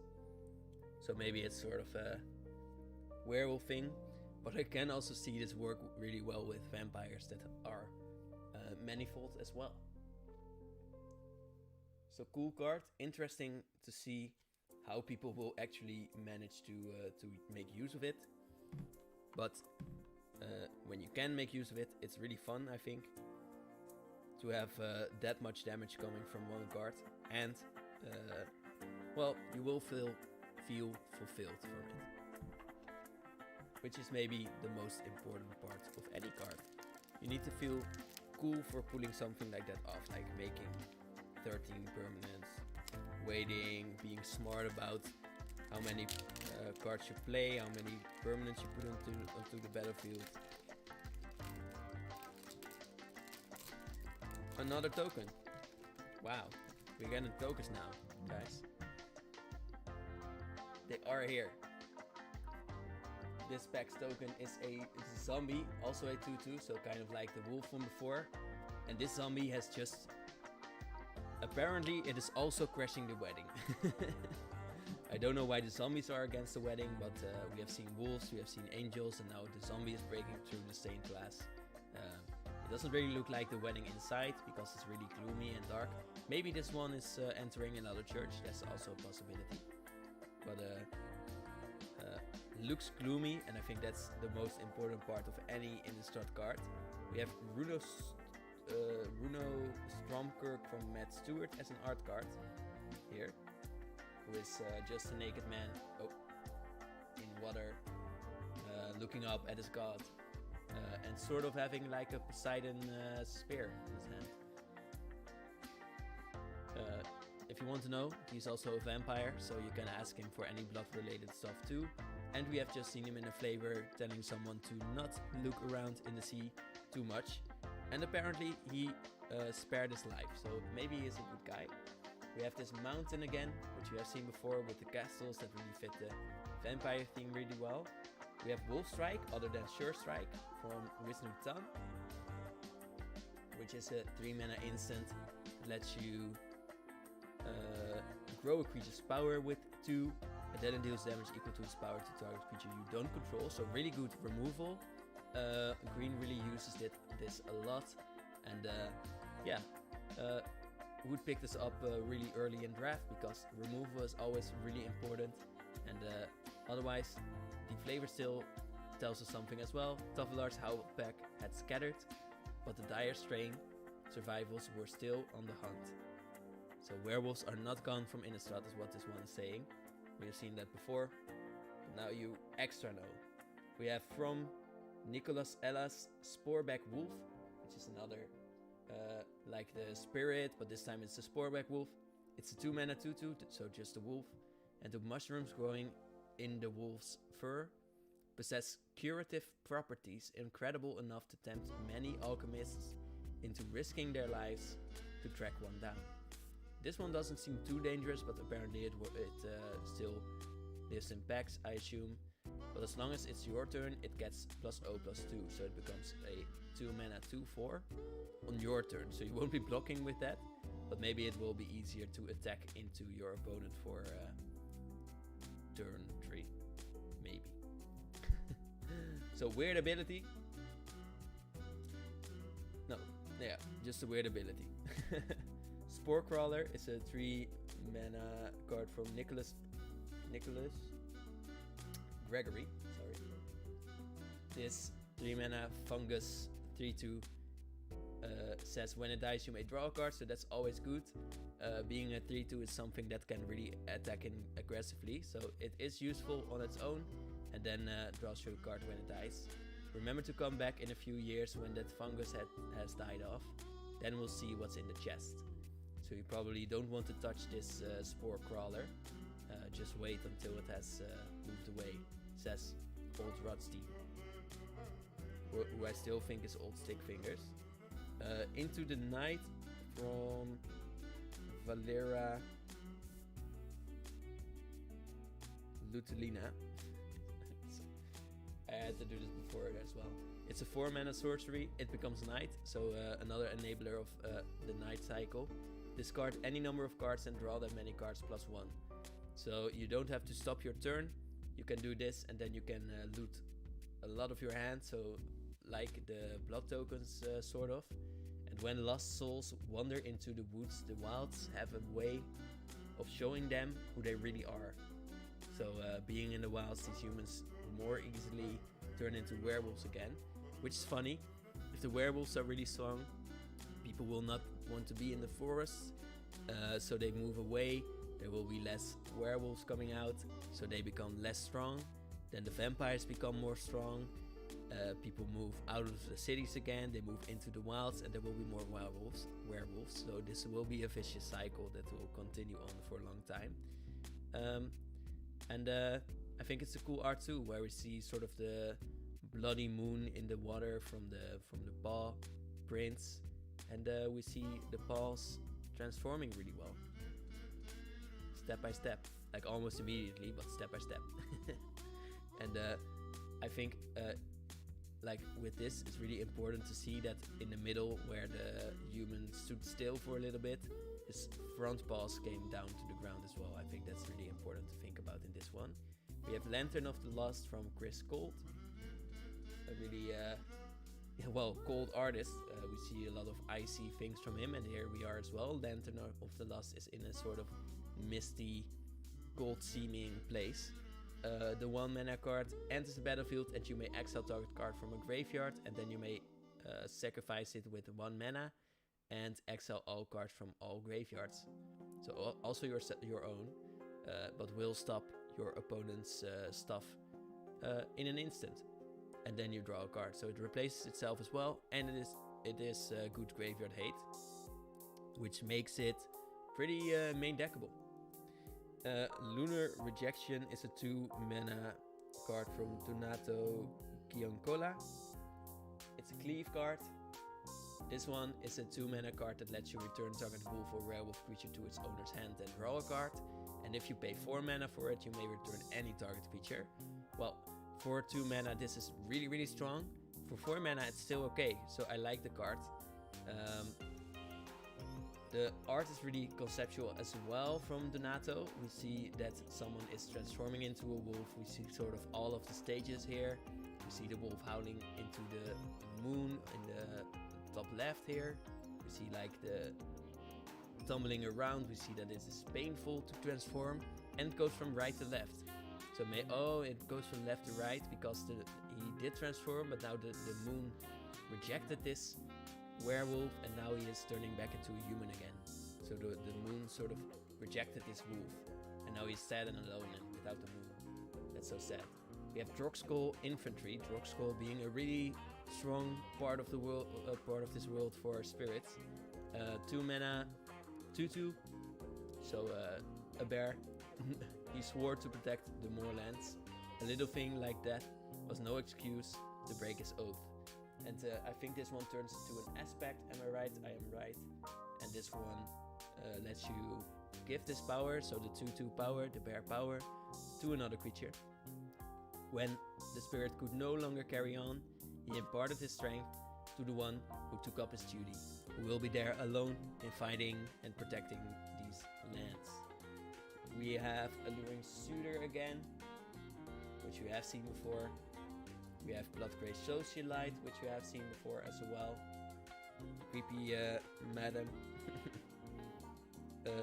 We have a cool land, which is Stormcarved Ghost from Sarah Finnegan.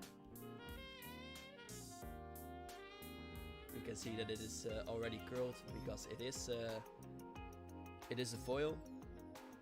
These lands, when they enter the battlefield, they enter tapped unless you control 2 or more other lands. So if you play this on turn 3, it's a dual land that enters untapped, which is strong. Frequent violent storms shape the Nephalia coastline, sculpting cliffs and caves, where monsters often lurk. Okay. Nephalia. Maybe we go into Nephalia as a place. And last but again not least, we have from Anastasia of Chinikova, the Voice of the Blessed, which is a 2 mana for white. Spirit Cleric. Whenever you gain life, put a +1 counter on the Voice of the Blessed, which is strong. We have seen 2 mana 2/2s that gain +1 counters before, but it gets even stronger when it has 4 or more +1 counts on it. It gains Flying and Vigilance, so it is a 6/6 with Flying and Vigilance, which is really strong. And then when it has 10 or more, it gains Indestructible as well. So this might really finish the game at that point. So yeah, a finisher, good for the life gain decks. The white-black life gain deck could be really strong, but there are not too many cards, I don't think. So interesting. I think life gain will be coming back again, so some people hate it, some people love it. But I hope you love it, because it will be coming back. I will be taking a little break. I hope that you will also get a little bit of coffee for yourself. And then I will see you in a little bit of a minute. Try to say that really fast as a homework assignment.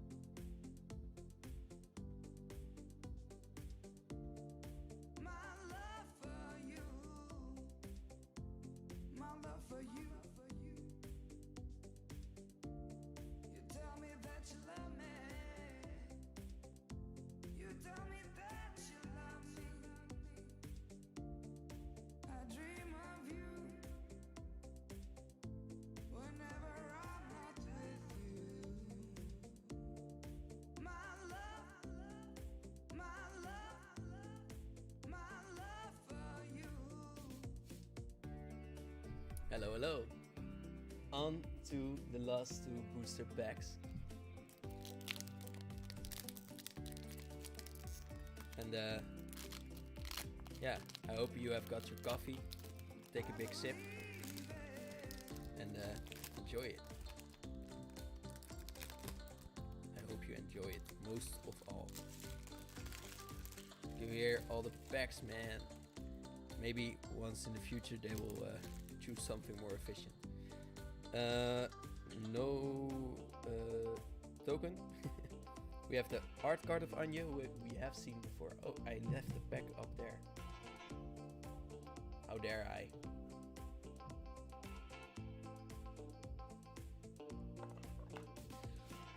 How dare I? Such insolence. Always have fun laying these out eventually. We see Anya, the broad sitting lady, here, which is cool. People can sit broadly when they are alone. Don't stop anyone else from sitting next to you, and you probably don't want to. What I like about this art now that I see it like this is that the painting in the back is crooked as well. Maybe she is there, sitting there, while the fight is breaking out and she's just there. Still. We have the forest from Indra Negrolo with cool strolls again. A little bit of forest here, a little bit of forest there, but it is more of a clearing. And like we have seen in the previous forests from Innistrad, it's probably a huge creature that walked through here. And we see sort of the sky, swirling with energy as well. I think that's cool.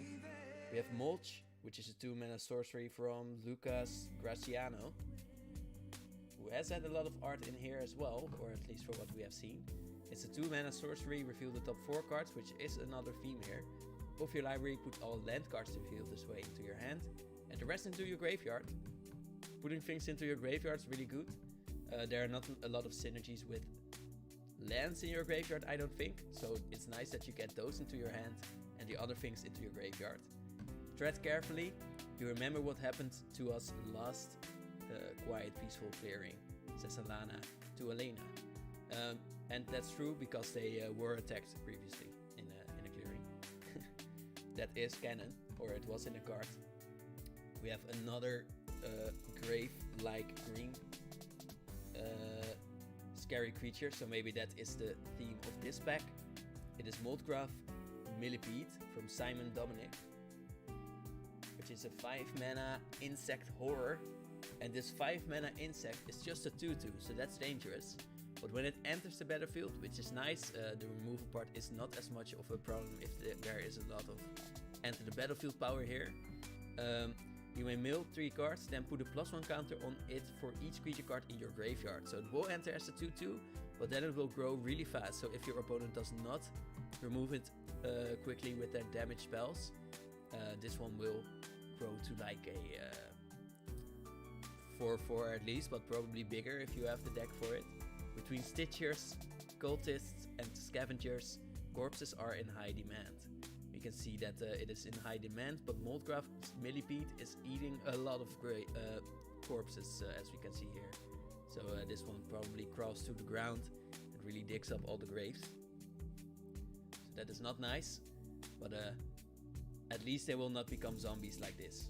We have indeed more for this theme, which is Witch's Web from Yong Piao Han. It's a 2-mana instant that lets you turn something sort of into a spider. We see ever since the ritual, Gryla didn't have an appetite at the dinner table, but her long walks in the forest always seem to satiate her hunger. I cannot imagine how this family does not notice that her eyes have changed as well, and I cannot think about how they do not think about Ryla just being a spider here. But it is cool that we see a spire lady from Magic the Gathering itself, from our own world. The 2-mana card actually lets your creature get +3/+3, which is strong. and gains reach, and that's of course the spider aspect of it. But spiders are so much stronger than apparently that when you turn your big creature into a spider, it gets +3/+3, which is a lot of strength for an insect. We have Toxic Scorpion from Simon Dominic again, the second one in this pack. So this scary animal, which is really the theme it has to be, is a 2-mana 1/1 with Death Touch. That's already okay, but when it enters the battlefield, another target creature you control gains Death Touch as well on the end of turn.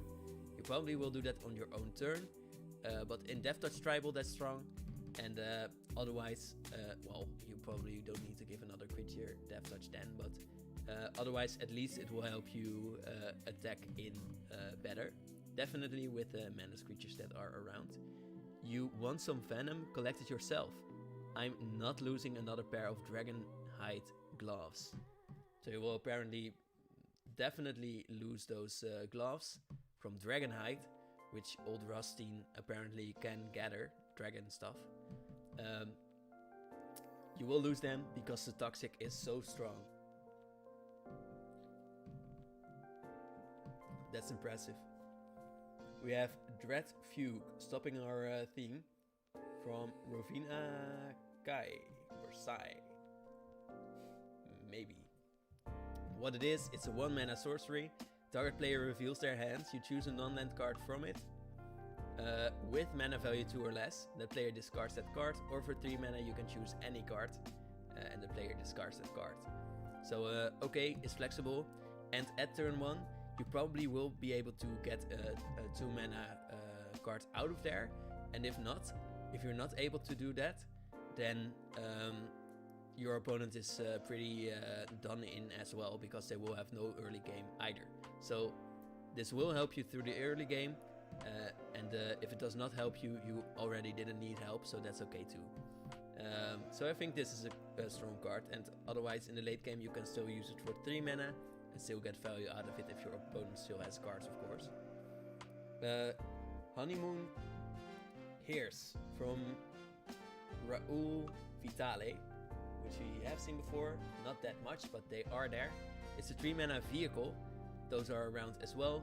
This is a carriage, where we talked about flying is way safer, but sometimes people can't really fly.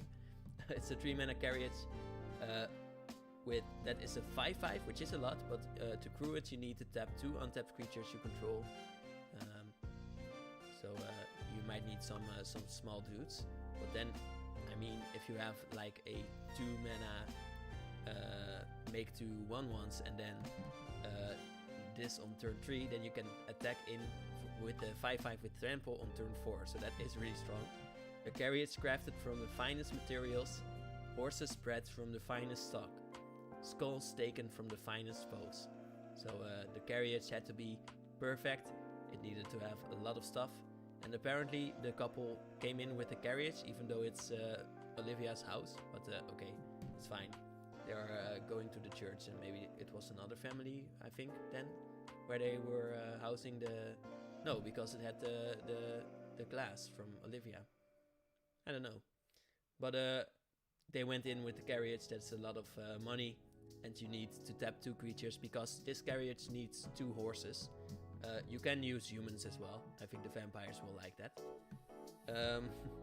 We have Catapult Fodder from Jasper Icing. Of course it is.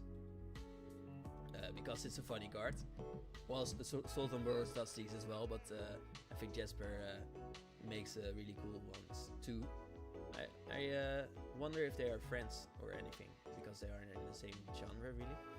But here we see some zombies crumpled up in this catapult. You see one of them is holding a sword out as if he is saying, hey, don't put me in here.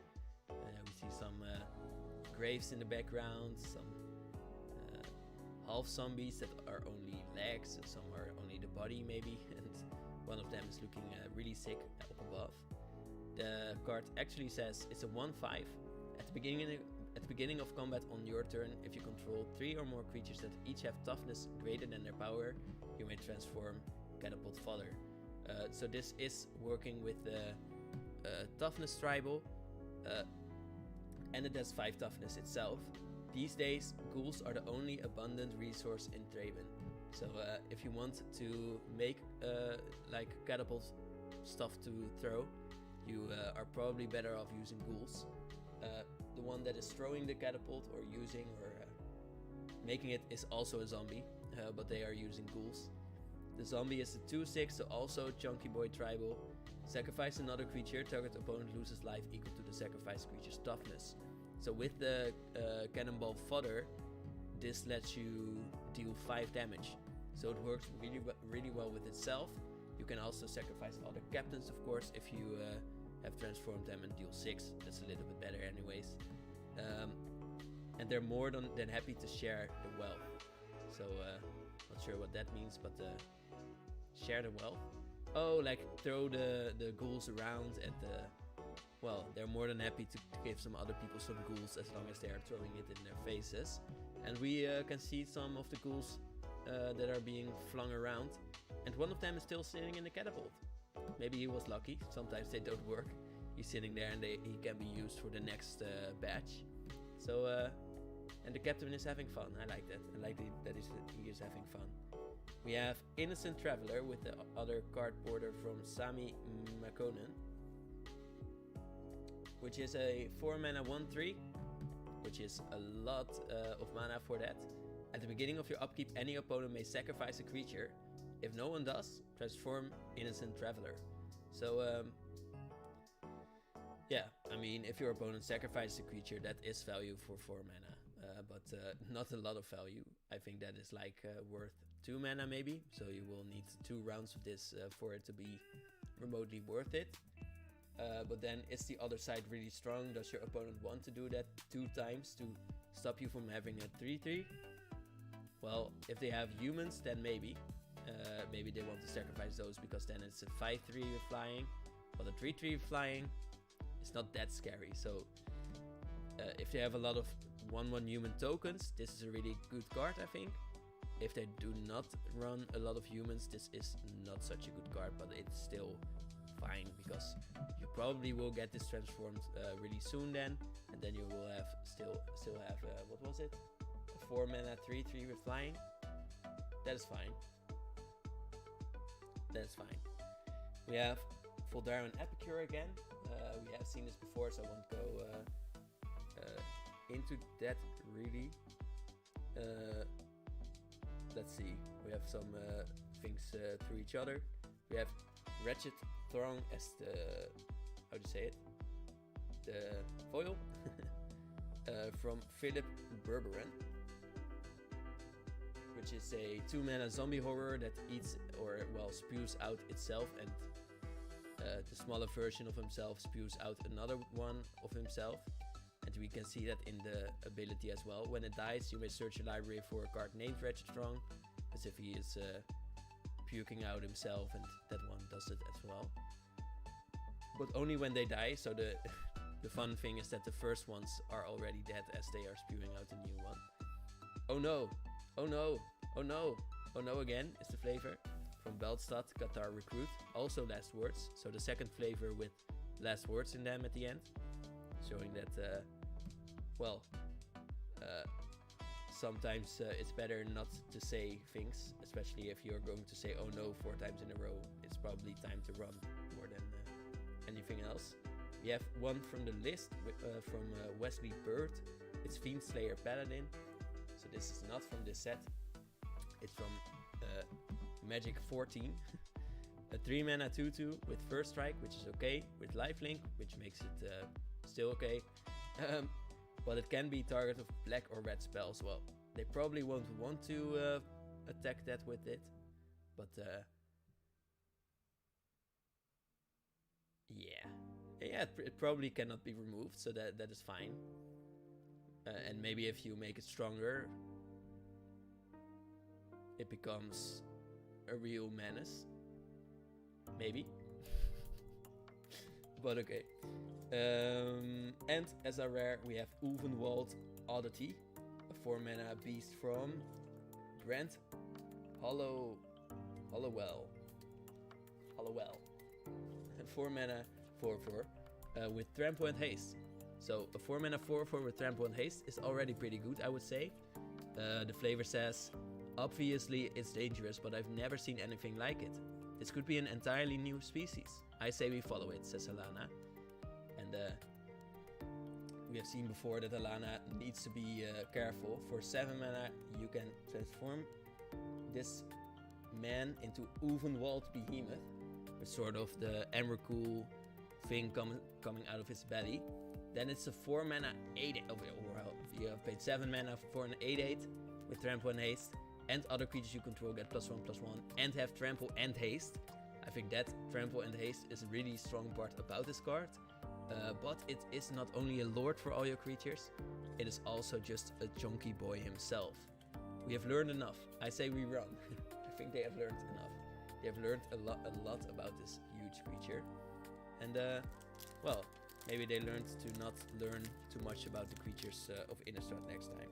But I don't think so, but because just now we saw another flavor where they were going to... Helena was wanting to look at some dead stuff on the ground. Which I wouldn't do on Innistrad. Don't get any zombies out of the grave for no reason. Let's see. We have another token. We did get a lot of different ones, so that's cool.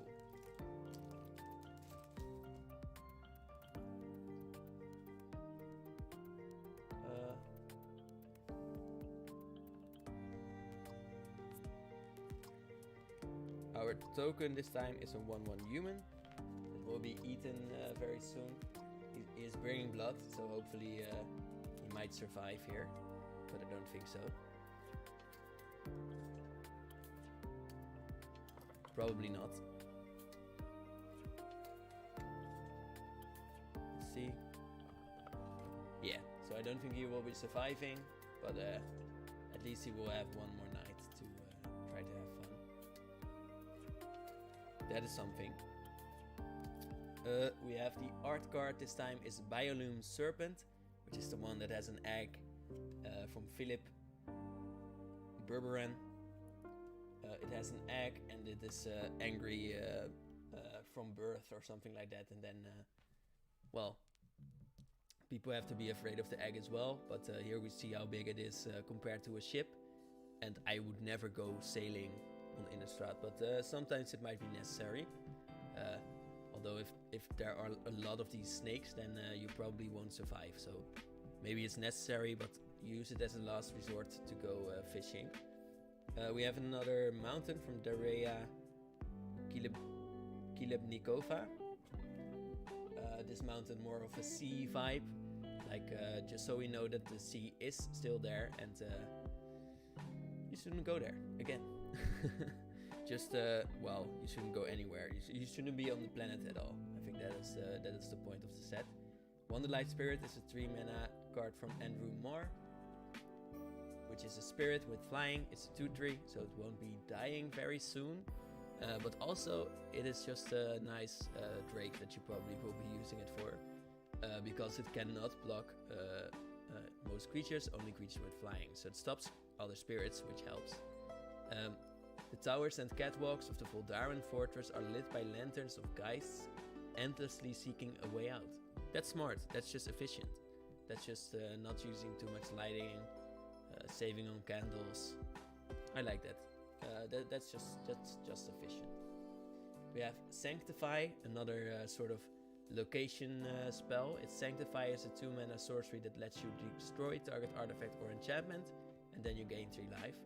Olivia Voldaren has faith only in herself. We answer to a higher calling, says Thalia. So the calling is again, I think the glass shattering. So sort of purifying the glass, because this type of glass should be religious. I think that's the point.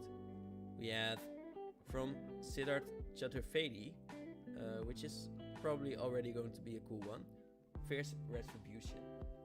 And what you usually have to look out for with these are like the camera that you see. So in this case we see that we are sort of laying beneath this vampire, and sort of looking up at the Retributioner, who, well, is sort of encased in this red cloth, and coming out of it maybe even, he was concealed beneath his own hatred. Something like that's what I feel from it. It won't bring them back, but it will bring me peace, and that is not true, probably.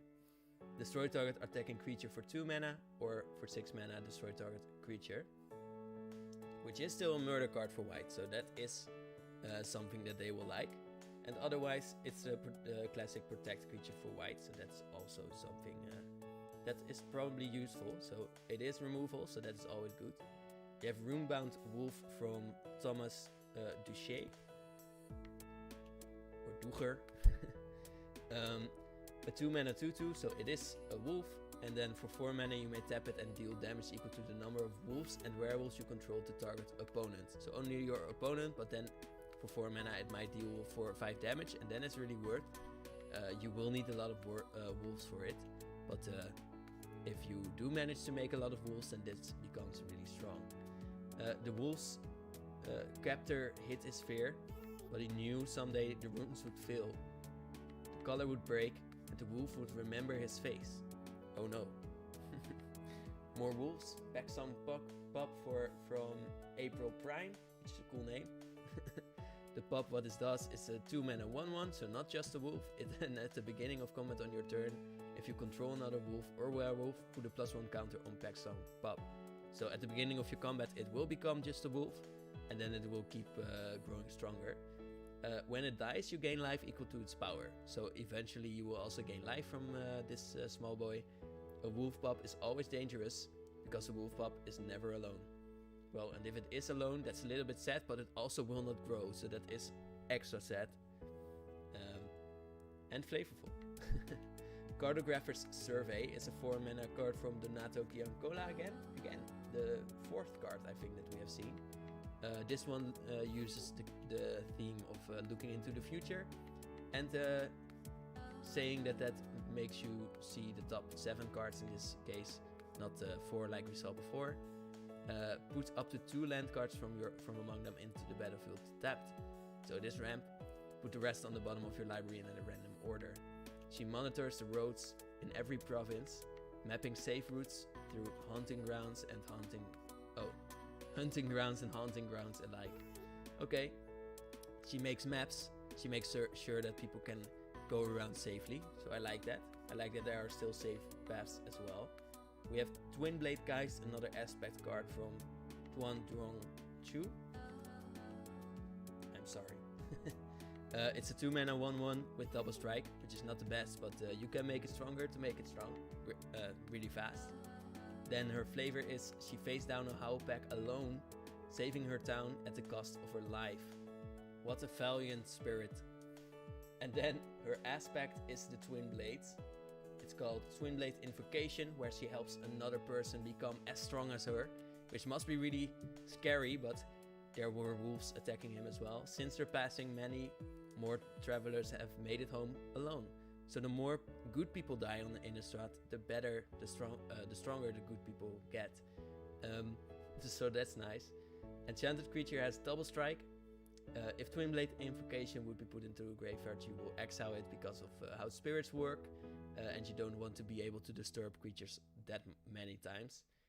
In this case, giving something double strike that is not a 1/1 is really strong. So again, the aspect is so much better than the spirit itself, and I like that. They need to be put onto a creature. We have a new alternate border card from Sinatu again, Falconwrath Celebrants, which is a 5 mana vampire set that is a 4/4 with menace. When it ends the battlefield, you also create 2 blood tokens that apparently the Celebrants have brought along with them. And they are toasting on the blood as well. 4/4 with menace is really strong on its own, so I think you will probably want to use it mostly for that. We have 2 cards that we have already seen, which are Mark of Purifier, which is the card that we talked about for the white-black life gain decks, where you can draw cards, which is really necessary, and the funny card that's called Witch's Web, where a family is not noticing that their friend has become a spider. And then our rare is from Alessandra Pisano, which is a 1-mana wolf, Ascendant Pack Leader. It is a 1-mana 2/1 wolf that enters the battlefield with a +1 counter on it if you control a permanent with mana value 4 or greater. And when you cast another spell with 4 or greater mana value, you may put another counter on it. So, I mean, it ends with it enters as a 3/2 maybe, or a 2/1, and then it will grow and grow and grow and grow. And as a 1-mana 2/1, that's not bad already. So I mean, it is always useful, and yeah, you can at least use it very well. So that was it for the packs and all the cards for today. I wonder what cards you like the most, and I think for deep dives there's really only one. I think that really will be a deep dive maybe, because we have already done clones for this one, for the Mirror Hall Mimic, which is mostly what that is about. This is about doubling things. Maybe that is something that we can do a deep dive on though, the doubling of things. That would be fun. We have Dreadfast Demon, which sort of duplicates itself, but that is not really something to make that deep dive on. We have the Stantia Uprising for the number 13, maybe that is something. Voice of the Blessed for the life gain decks, but not really a person. We have this land, which is not really a deep dive either, I think. Maybe on Jewel lands, but not really my personal thing. Ulvenwald Oddity is a possibility, but I don't think it's really interesting as a person. It's just a trample thing. Ascendant Pack Leader, not either, but maybe Anya will be a really good video, so definitely we'll be doing that one, and then maybe the doubling thing, so that might be a good thing to try as well. In any case, thank you for watching. Look out for at least the Anya deep dive, so we will be doing that, and soon it's a really cool video, and then on Monday and next Friday we will be doing the celebration unpacking, where well, try to visit, try to tell me you were there, and then well, I can spread the wealth around, and maybe it will have a lot of cool cards from the luck that we have spared up, and I can share it around. I would like to do that. So have fun this evening, have fun with the new set, and don't try to go to any vampire weddings, because that is dangerous. So thank you for watching, and goodbye.